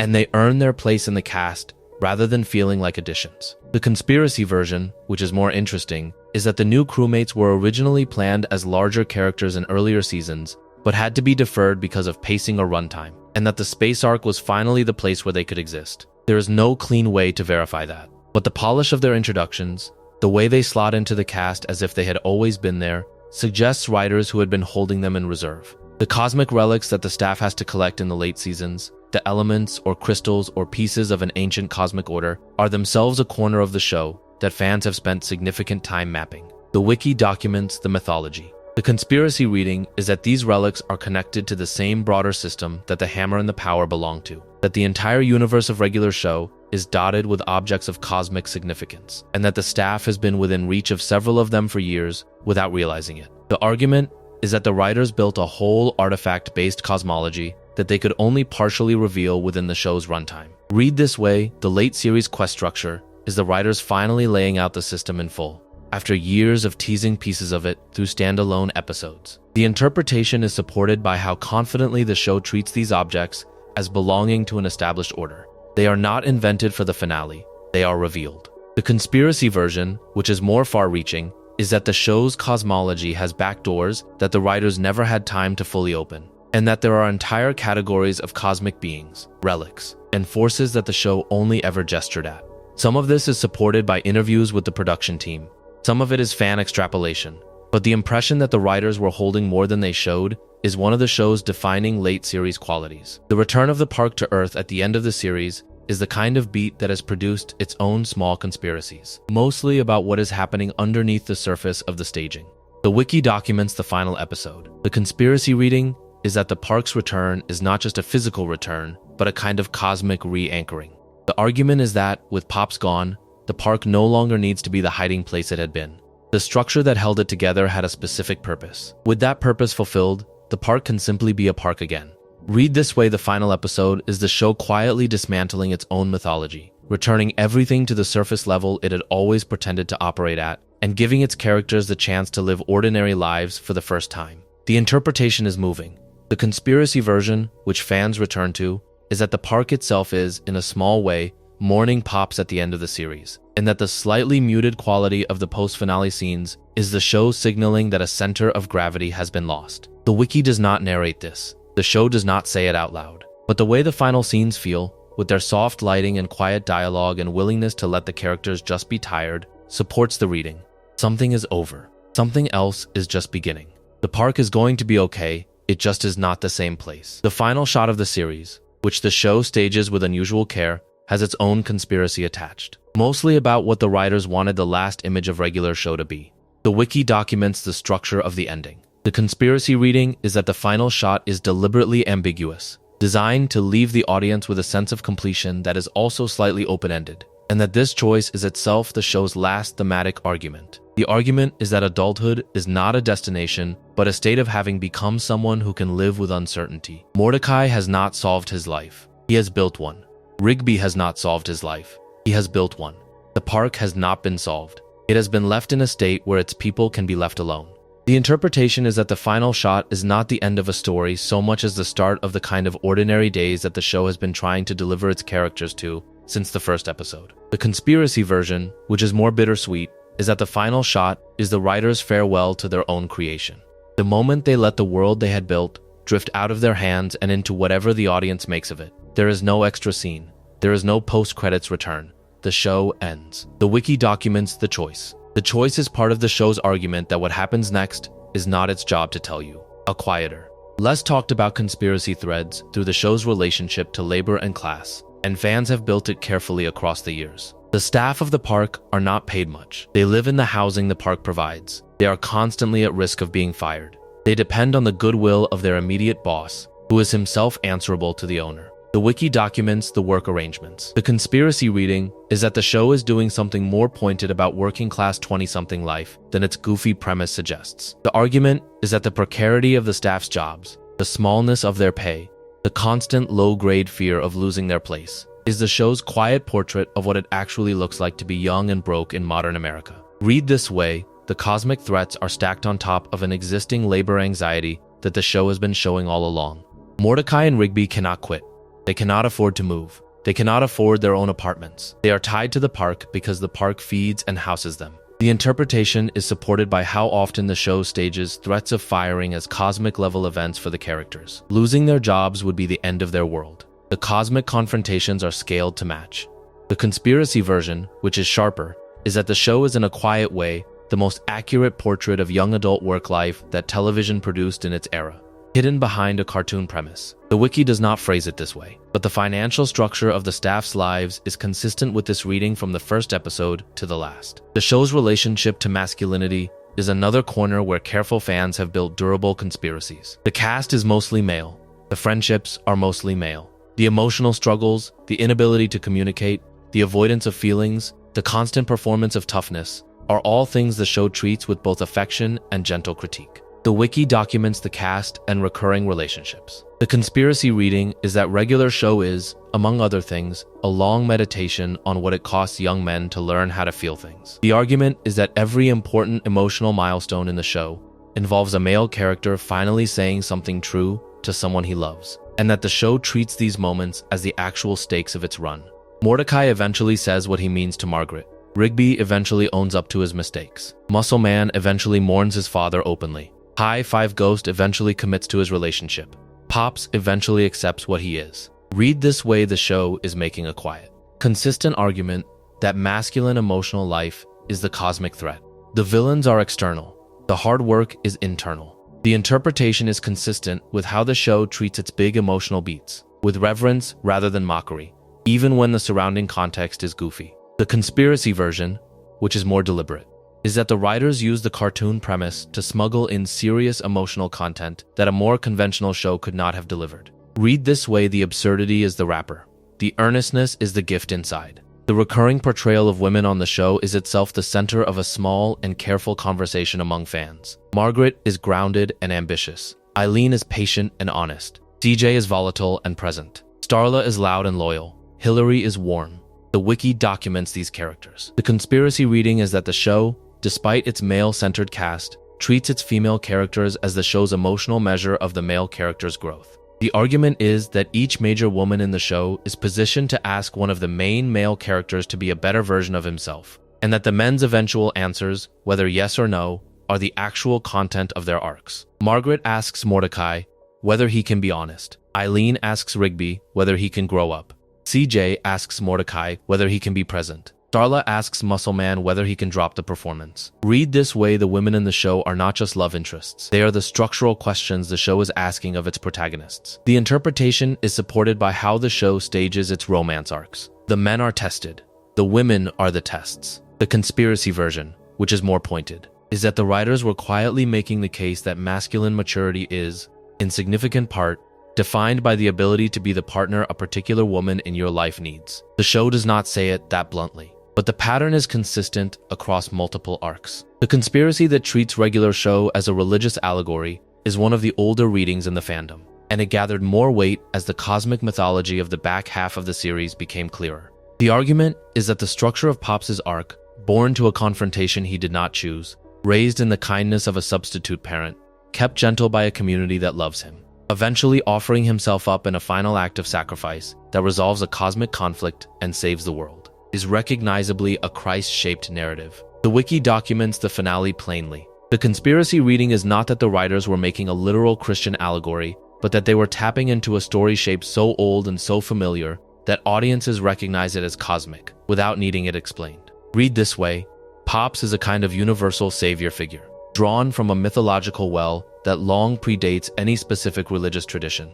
The interpretation is supported by how the finale stages his death, with light and music and a sense of accepted destiny. The conspiracy version, which is more daring, is that the writers were quietly using a Christ-shaped story to talk about kindness as the radical force in their universe. The argument is that the cosmic war between Pops and anti-Pops is, at its core, a war about whether love can outweigh resentment, and that Pops wins by refusing to stop loving even when loving is fatal. The show does not narrate any of this in religious language, but the resonance is hard to miss. And the fan readings that take the show as religious allegory are not really making a claim about its theology so much as about the power of the story shape it ended up telling. A more skeptical conspiracy on the wiki and in fan forums reads regular show as a kind of simulation theory experiment. The argument being that the looping nature of the show's days and the strange recurrence of cosmic threats are evidence that the characters are inside some kind of constructed reality. The wiki documents the recurring episodes and the time travel structure.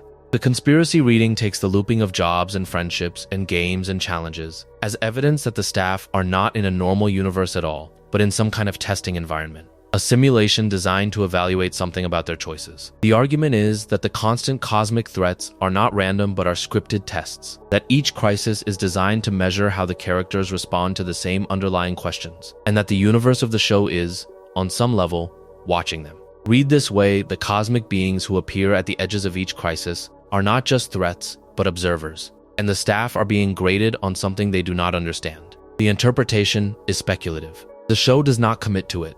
The wiki does not stamp it, but the structural recurrence of certain plot beats, the way certain lessons keep needing to be relearned, the way certain villains keep returning in slightly different shapes, all of it supports the reading for fans inclined to look for it. The conspiracy version, which is more unsettling, is that the staff is being kept in the loop deliberately, that their failure to grow is itself the test they keep failing, and that the only way to escape is to do exactly what the show eventually shows them doing, which is to commit to changing their own lives. Mordecai paints. Rigby finishes school. Muscleman matures. Pops gives himself up. The simulation, in this reading, was looking for the moment they would all choose to do the thing they had been avoiding. When they choose it, the loop ends, and the universe lets them go. A quieter running fan theory about Skips and his motorcycle has lived on the wiki for a long time, mostly because of how attached the show is to staging him with two-wheeled vehicles. He has a motorcycle. He has bikes. He has occasional vehicles that seem to be more than just transportation. The wiki documents some of these objects. The conspiracy reading is that Skips' relationship with motorcycles is, like his decision to skip rather than walk, tied to Mona. The argument is that motorcycles, in the show, are the version of motion that Skips has accepted because they are different enough from walking that they do not bring back the loss. Read this way, every vehicle Skips chooses is a small, ongoing act of mourning. The interpretation is consistent with the way the show treats his backstory. The conspiracy version, which goes one step further, is that the motorcycle Skips rides most often is the one Mona's family gave him, that it is older than it appears, that it is, on some level, the closest physical artifact he has of her. There is no scene that confirms this. The wiki does not document it, but the way the show stages his quiet moments on the bike, with reverence and faint sadness, supports the reading. He has carried her with him this whole time. The bike is part of how he keeps her close. A smaller but durable corner of the show's lore concerns Death's son Thomas, mostly because of how casually the show introduces the idea that Death has a family. Death has a wife. Death has a son. They live in a house. Thomas is, by all appearances, a normal child of normal supernatural parents. The wiki documents the family. The conspiracy reading is that the existence of Death's family is the show's quiet argument that even the cosmic beings of its universe have lives that include kindness, that the structural roles they occupy do not exhaust who they are. The argument is that death is not just the personification of the end of life, but a person who, when he is not on the job, raises a son and loves his wife, and worries about ordinary things. Read this way, the show is making a small but generous claim about the lives of the entities that watch over its cosmology. They are not exempt from love. They are not exempt from the small structures of family life. The interpretation is consistent with how the show stages Death's appearances. He is dignified. He is patient. He is, in his way, friendly with the staff. The conspiracy version, which is more interesting, is that Death's family is part of why he is willing to be reasonable with the staff of the park when their decisions push against the rules. He understands, because he himself is a father, the things people will do for the ones they love. The show does not narrate this, but the way he relents in certain episodes, the way he sometimes lets things go, supports the reading.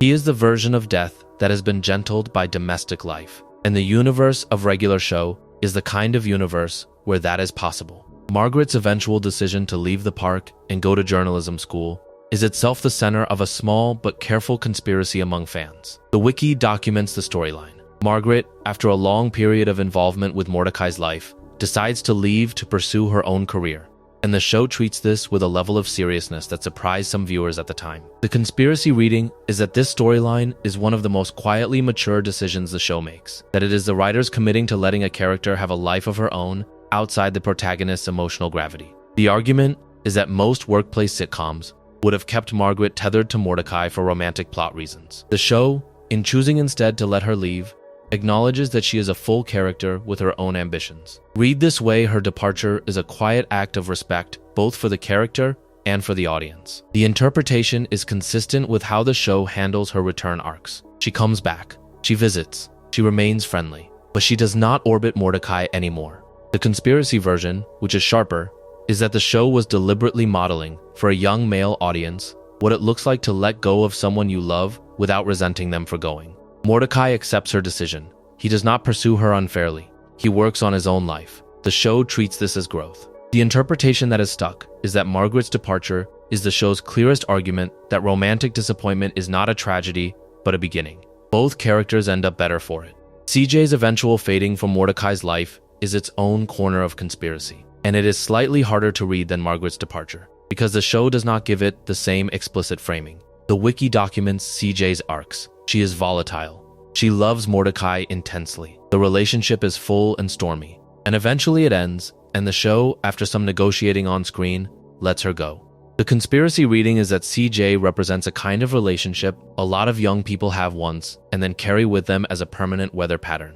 The argument is that the show is being honest about how the most emotionally intense relationship of your 20s is often not the one you build a life with, that the storms are not in themselves a sign of love being right, and that letting go of CJ is part of Mordecai's growing up. Read this way, her arc is a quiet companion to Margaret's. Margaret leaves because her own life calls. CJ leaves because the relationship was not what either of them needed. The interpretation is consistent with the gentleness the show extends to her even at her most chaotic. She is not the villain of the love triangle. She is just somebody who needed to be with somebody else. The conspiracy version, which is more painful, is that Mordecai and CJ would have stayed together if either of them had been more honest. That the show is suggesting that the relationships you lose to your own avoidance are some of the heaviest things you carry. The show does not say this, but the way it lingers on certain moments between them, the way it lets the breakup feel inevitable rather than easy, supports the reading. She is part of what he learned. She is part of what he had to outgrow.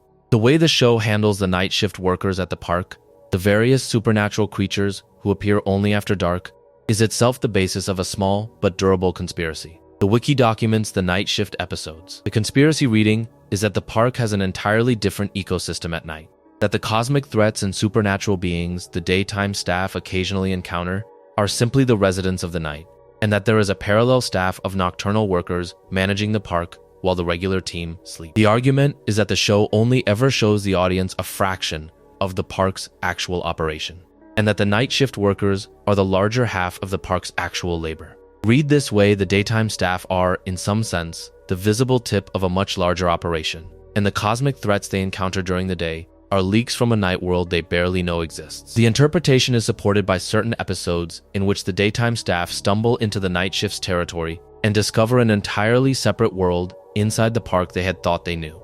The conspiracy version, which is more atmospheric, is that the night shift workers know everything the daytime staff is being kept ignorant of. They know about Pops. They know about Skips. They know about the membrane between worlds and the cosmic war and the various artifacts hidden around the property. They are, in this reading, the actual managers of the park, and the daytime staff are the friendly face the operation puts on for the world. The wiki does not stamp this as canon, but the night shift episodes consistently suggest that there is more going on after dark than the regular staff understands. One of the more pointed conspiracies in fan circles concerns Skips' actual age, and what the show is really telling you when it shows you his backstory. The wiki documents Mona's death and the deal that gave Walks his immortality, anchoring his origin somewhere in the 1700s. The conspiracy reading takes the framing of that origin seriously and asks what it means that Skips has been working at this specific park for centuries. The argument is that the park, as a location, predates the contemporary cast by several lifetimes, that it has been a hidden site of cosmic activity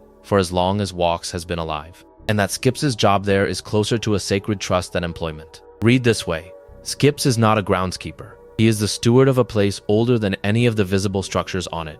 The interpretation is supported by the way the show treats his deep knowledge of the park's machinery, its hidden artifacts, its quirks. He knows where everything is because he has been arranging it for longer than the country has existed. The conspiracy version, which is more romantic, is that there have been Mordecai and Rigbys before. There have been Bensons before. There have been Popses before, in different shapes. Skips has watched generations of slacker birds and angry middle managers come and go through the same job. The same arguments, the same near firings, the same cosmic confrontations. The show does not state this, but the wisdom in his silences, the patience in the way he watches the current crew make mistakes he must have seen 10 times over, supports the reading.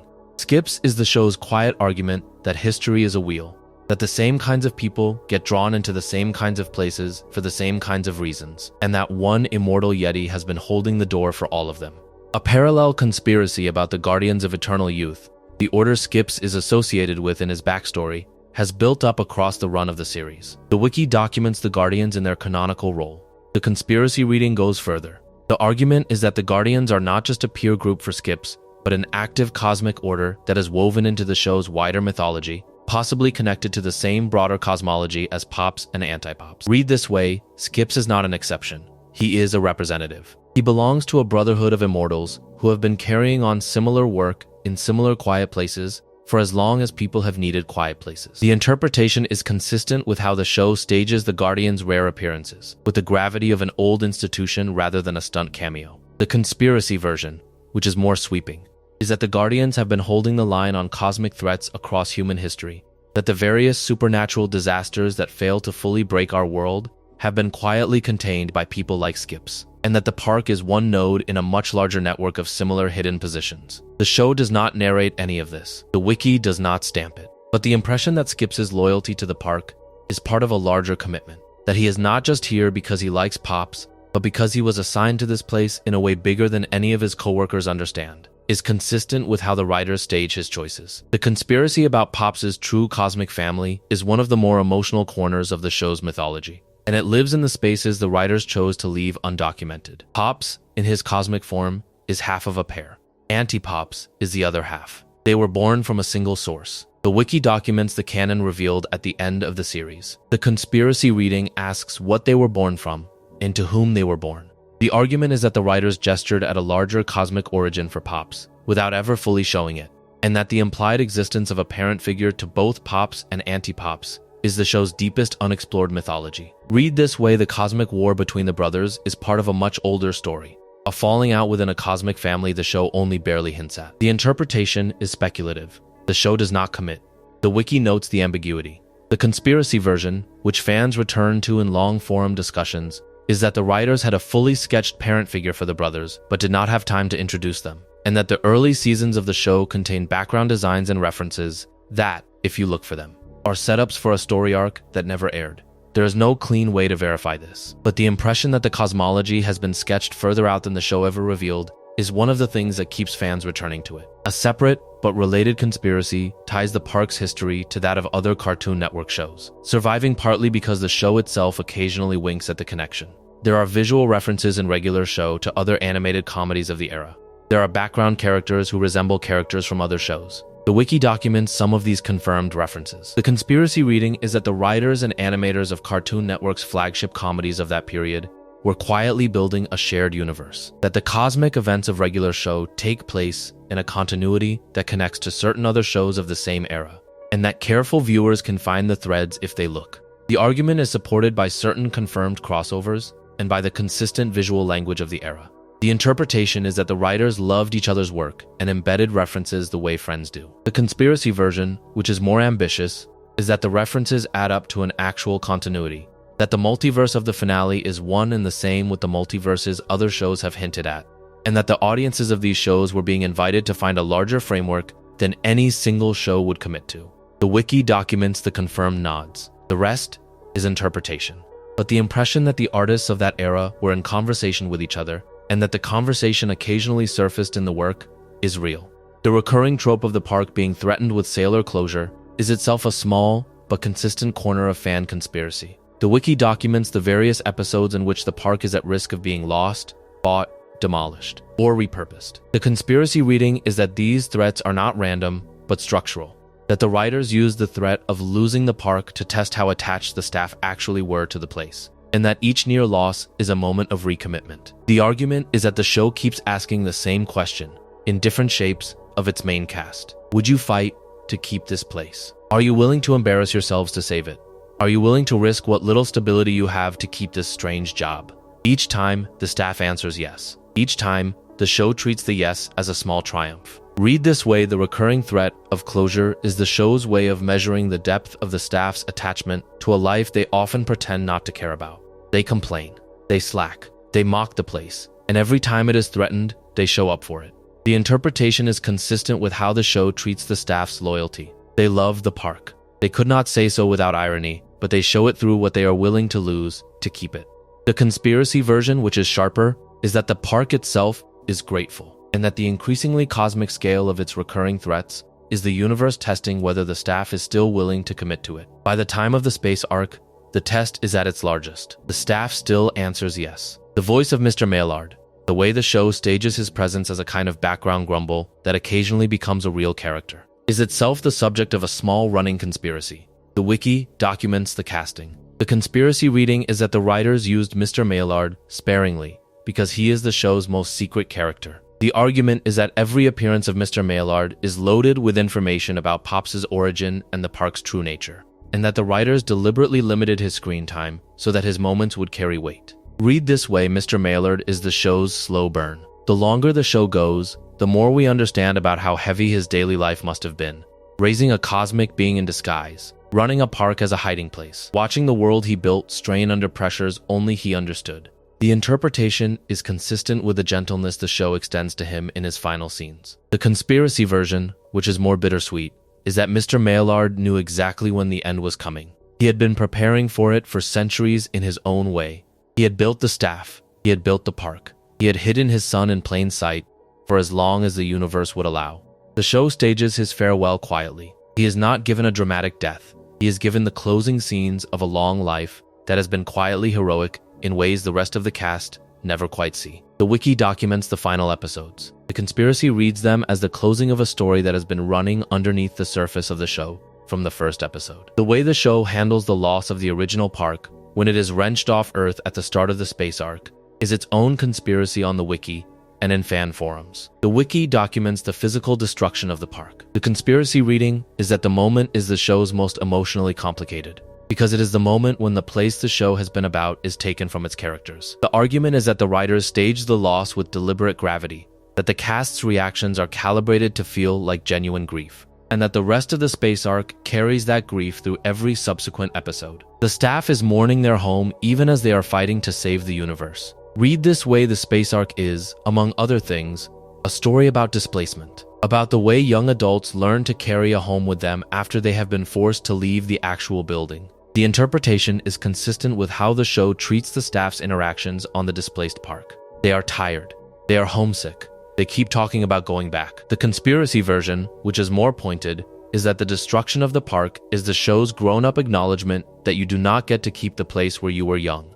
You get to keep the people. You get to keep what the place taught you. You do not get to keep the place. The wiki documents the eventual return of the park. The interpretation is that the return is not exactly a restoration, it is a refounding. The park that comes back is not the same park. It is, like the staff, something that has been through space and survived. The recurring theme of forgiveness in the show is one of the most consistent through lines across all 8 seasons, and fans have spent significant time mapping it as a hidden through line in the show's morality. The wiki documents the major reconciliation episodes. Brothers reconcile.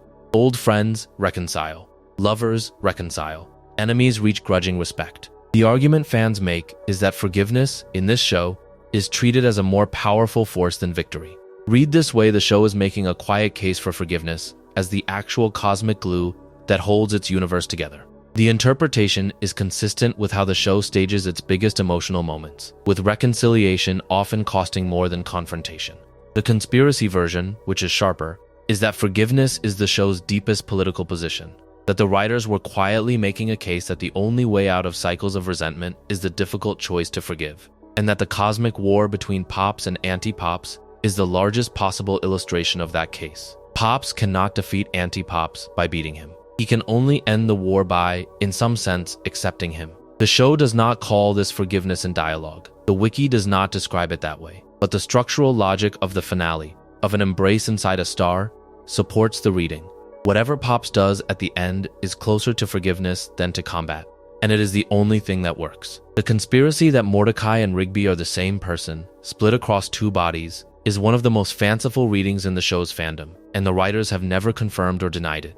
The argument is that the 2 characters function as the impulsive and the responsible halves of one psyche, that their friendship is the show's dramatization of internal compromise, and that they cannot really grow apart because they are not really 2 people. The wiki documents them as separate characters. The conspiracy reading takes their constant pairing, their inability to be apart for long, their identical rhythms and dialogue, as evidence of something deeper than friendship.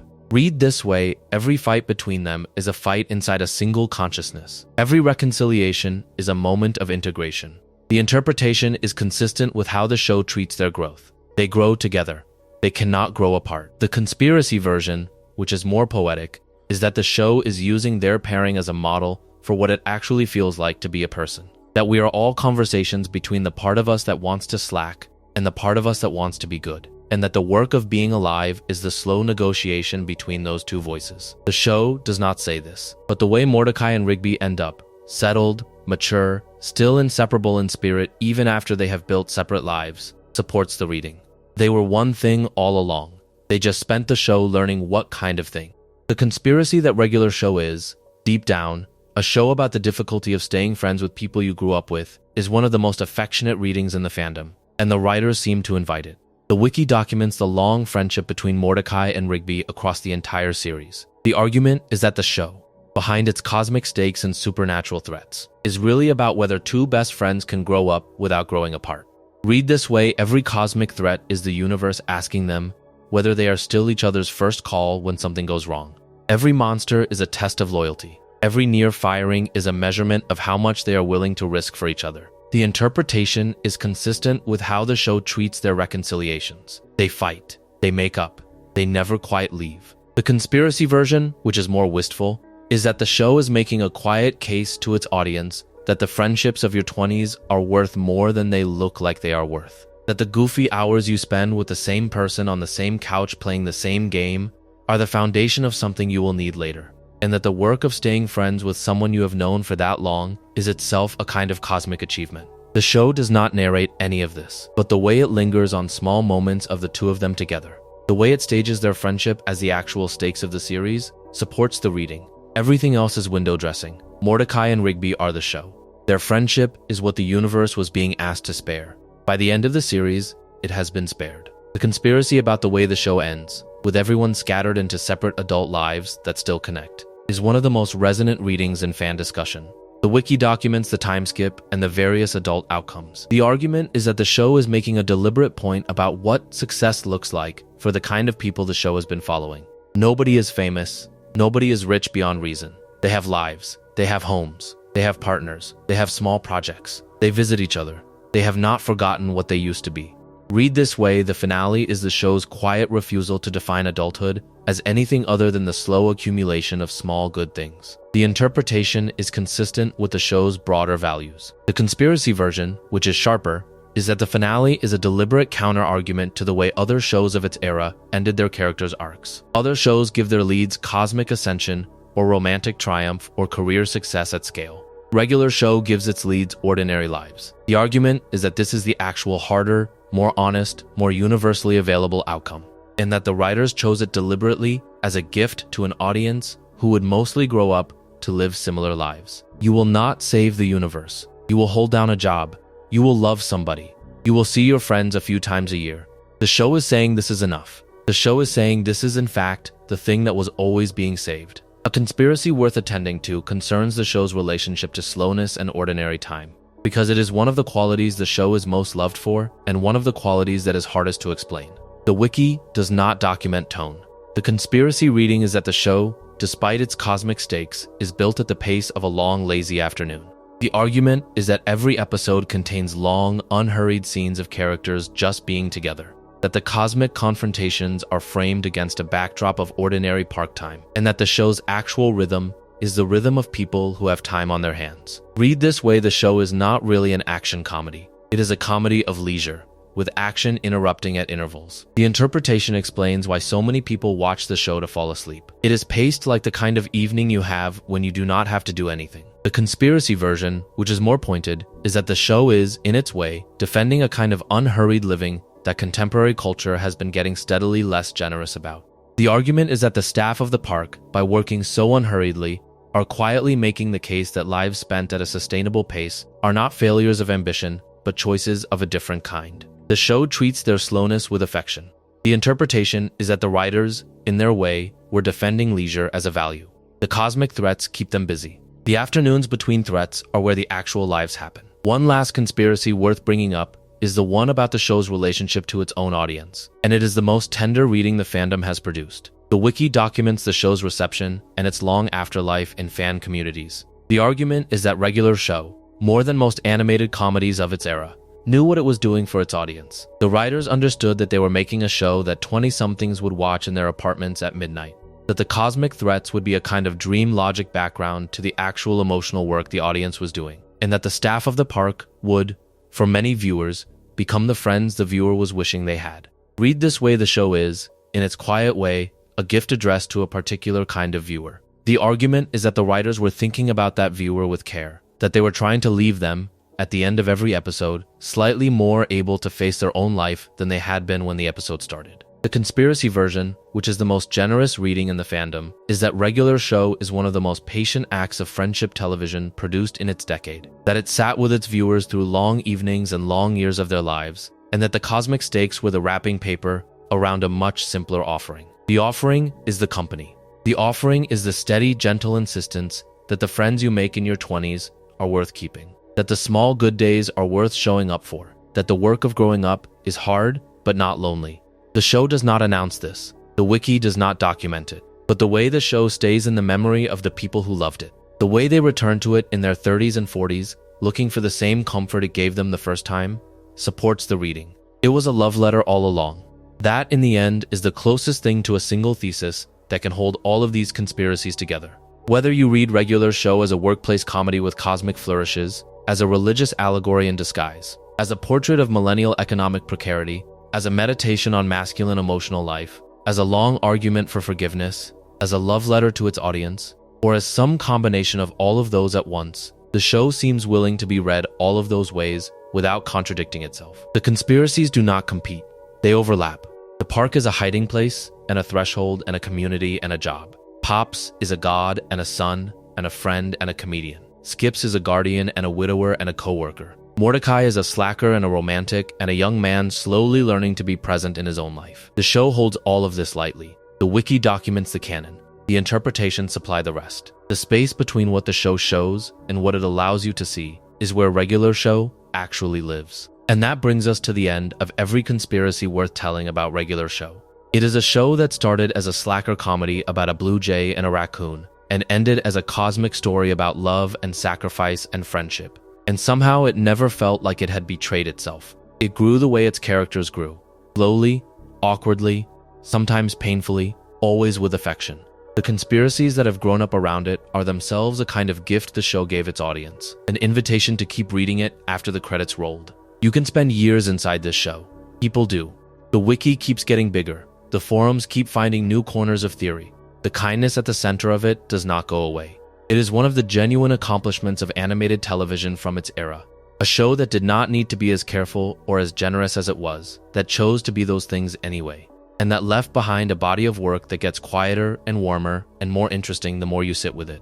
If you grew up with it, you already know this. If you are coming to it for the first time tonight, through this video, you have years of company ahead of you in the park. The staff will be there. The cosmic threats will pass through. The afternoons will keep being soft. Somewhere in the back of the house, the power will still be in the attic, waiting to be needed.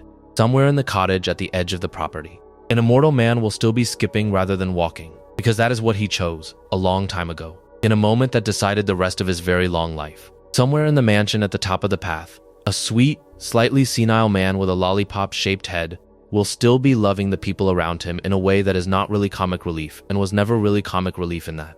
If you sit with it, is one of the most moving things in any animated show of the last 20 years. He died for them.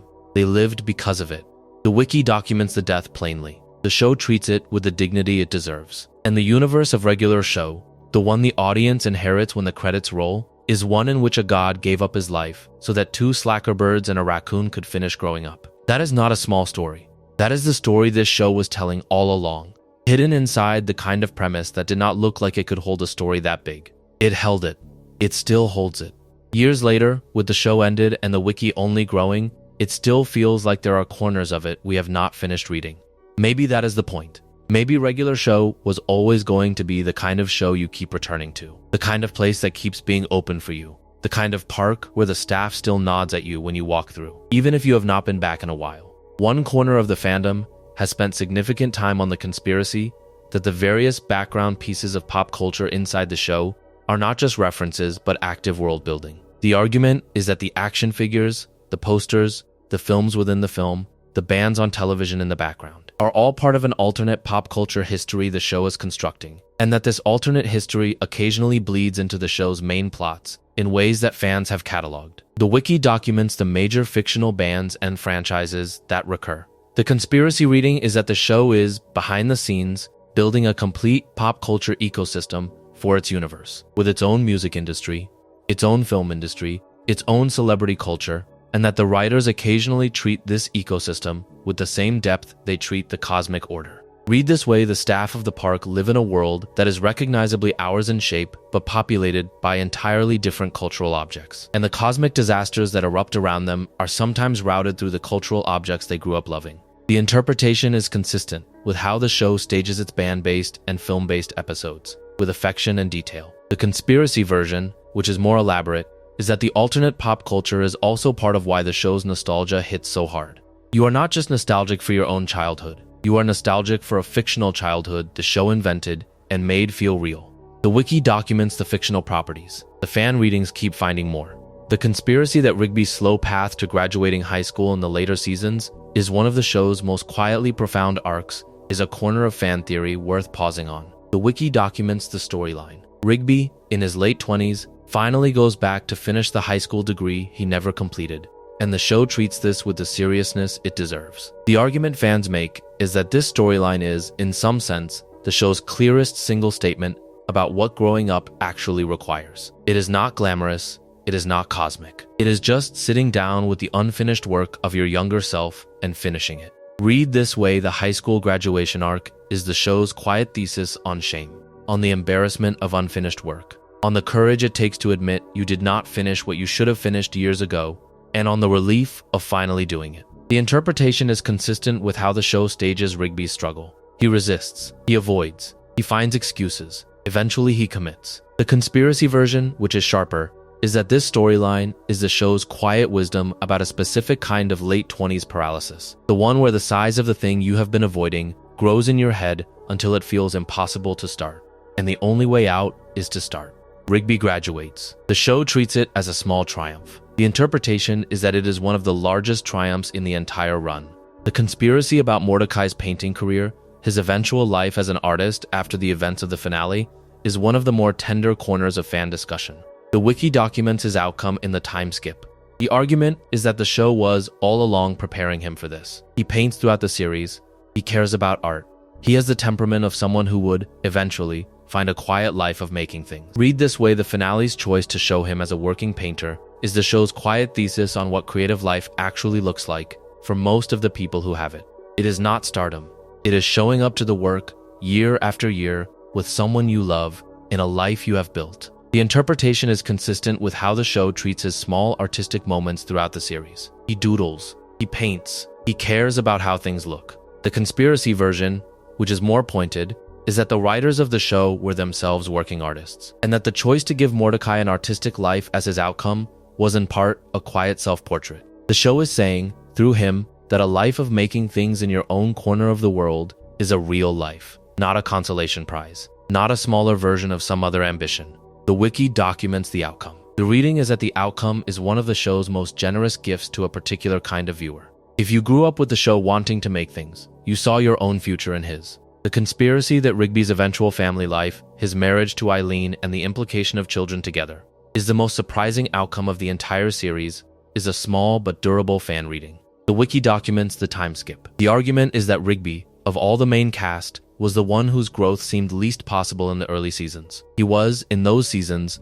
almost a parody of Arrested Development, the character whose entire personality was avoidance. The show's choice to give him a family in the finale is, in this reading, a statement about how much can change in someone over the years, even someone who seems immovable. Read this way, Rigby's outcome is the show's most hopeful argument, that even the most stuck of us can grow if we are given long enough and surrounded by people who love us. The interpretation is supported by how the show stages his relationship with Eileen. She is patient. She does not try to change him. He changes anyway, because being around her makes him want to be the kind of person he had been pretending he could not be. The conspiracy version, which is more sentimental, is that Eileen is the show's quiet argument that the right partner does not fix you. The right partner makes you want to fix yourself. Rigby fixes himself. The show treats this as a long, gentle process that takes years. The interpretation is that the gentleness of the process is itself the point. There is no single episode where he transforms. He just slowly, in small steps, becomes someone capable of being a father. The conspiracy that High Five Ghost's family life, his relationship and eventual marriage in the finale, is the show's quiet treatment of the strangeness of building a life as a non-normative being in a normative society, is a smaller but interesting corner of fan reading. The wiki documents his arc. The argument is that the show is, through him, making a quiet case that being unusual does not mean you do not get the ordinary good things. Fives is a ghost. He still gets a marriage. He still gets a family. He still gets a small house. The interpretation is that the show is, in its way, modeling something inclusive without ever making it a special episode. The conspiracy version, which is more careful, is that the show was, for its audience,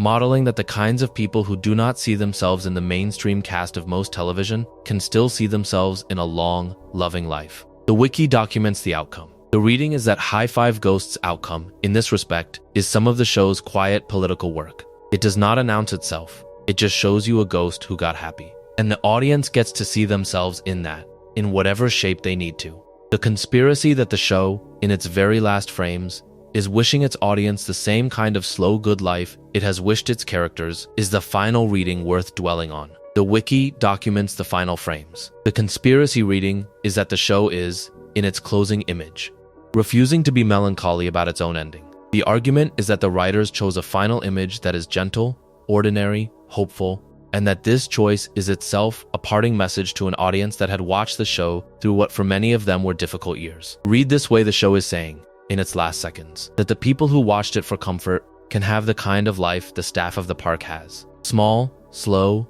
loving, real. The interpretation is consistent with the show's broader values. The conspiracy version, which is more direct, is that the writers were, in those final frames, putting a hand on the shoulder of their audience and telling them that the kind of life they had been showing was not just for cartoon characters. It was available. It was already starting, in small ways, for whoever was watching. The wiki documents the final image. The reading is that the image is, in the end, the truest piece of the show's argument. The work of being alive is the work of small good days, repeated long enough to add up. The show wished its audience exactly that, and it did so, in its closing seconds without announcing it. There is, in the end, no separating the conspiracies from the show itself. The fans who built the wiki, who wrote the long forum posts, who made the video essays, who returned to the show years later to watch it again, are themselves part of why regular show feels the way it feels in the memory. The conspiracies are the audience giving back to the show. They are the way an audience says it noticed what the writers were doing. The wiki documents the canon. The conspiracies document the affection. Both are part of how the show endures, and both together are the actual subject of a night like this one. We are not watching the show. We are watching how the show has been received, how it has been read, how it has been loved. The conspiracies are the love. The show was, all along, the kind of show that earned that kind of love. It was patient. It was generous. It was funny. It was sad. It was, in the end, one of the most kind-hearted comedies of its era. And the people who watched it, who made the wikis, who built the readings, who keep coming back to it, were never wrong to feel that it was bigger than it pretended to be. It was bigger than it pretended to be.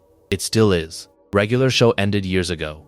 The wiki still gets updates. The reruns still play. The streaming pages still hold every episode. People who watched it as 20-somethings are now in their 30s. People who watched it as kids are now in college.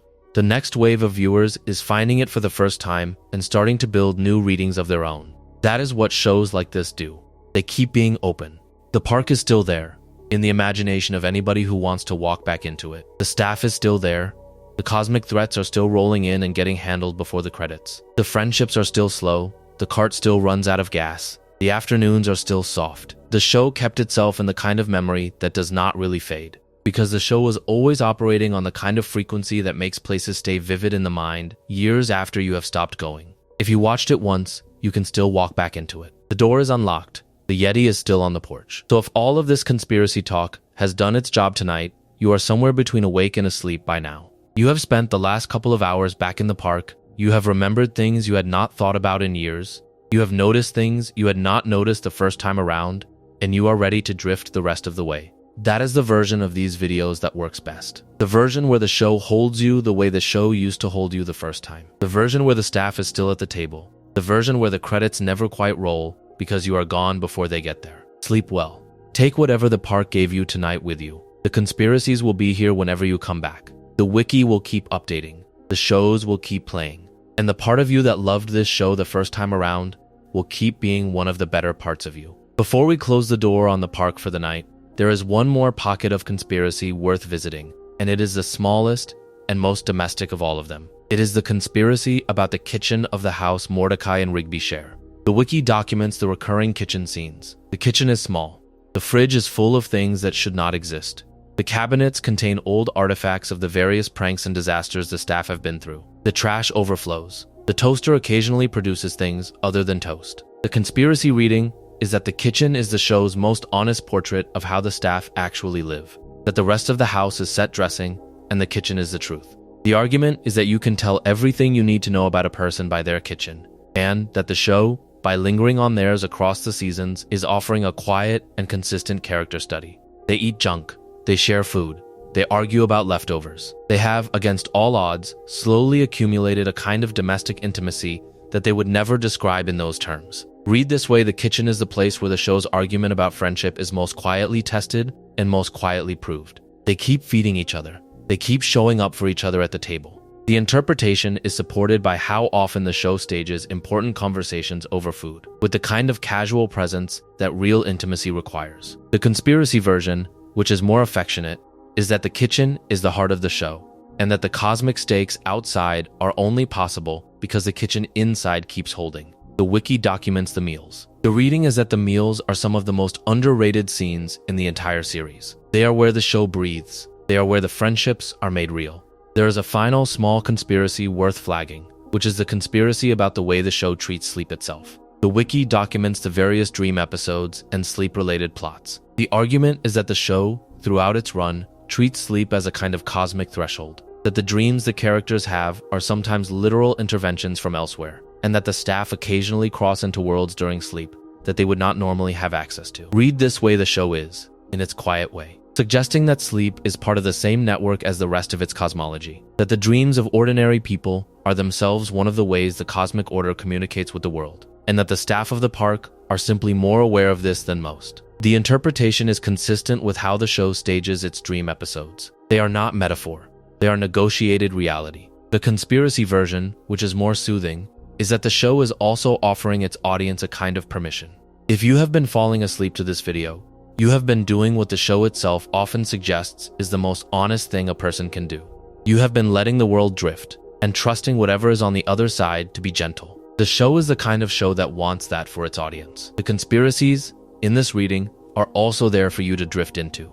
They are not arguments, they are landscapes. You can move through them without needing to land on any single one. They are, in the end, more like a long, quiet walk through the park at night than like a list of theories. And tonight, what we have been doing is exactly that. We have been walking through the park together, slowly, in the dark, talking gently about what is hidden behind the trees and behind the windows and behind the smiles of the people who work there. The show is a generous host. It is happy to let us linger. It does not push us out. It just waits for us to be ready to leave. So, slowly, let us let the park settle. The cart is parked. The lights in the snack bar are off. The cottage at the edge of the property has a soft glow from inside that you can see from the road if you stand at the right angle. The house is quiet. Somewhere in the upstairs bedroom, a blue jay and a raccoon are asleep on top of their blankets, the television still on. A video game cabinet glowing softly on a paused screen. Somewhere in the mansion at the top of the hill, a sweet old man is reading a book in a chair near the window, lit by a single warm lamp. Somewhere in space, the memory of an embrace is still expanding outward through the quiet of the universe, and the universe is holding it carefully, because the universe knows what it cost. Outside, in the trees around the park, the wind is moving softly through the leaves, and Death is on his motorcycle on the road home from a long shift. And the city beyond the park is settling into its own night the way cities do. And the wiki is updating quietly in a tab on somebody's browser somewhere. And the show is playing in another tab on autoplay. And the fans are reading and watching and remembering. And the night, gentle and patient and forgiving, is doing the rest. That is the park as the show left it. That is the park as it stays. We can leave it like that. We can come back to it whenever we need to. The Yeti will be on the porch. The lights will be on inside. The cart will be ready in the morning. And we, having spent the last few hours with all of these conspiracies, having read the show together one more time, can do what the show has always patiently been suggesting we do. We can rest. If you enjoyed the video, make sure to subscribe, and I'll see you in the next one.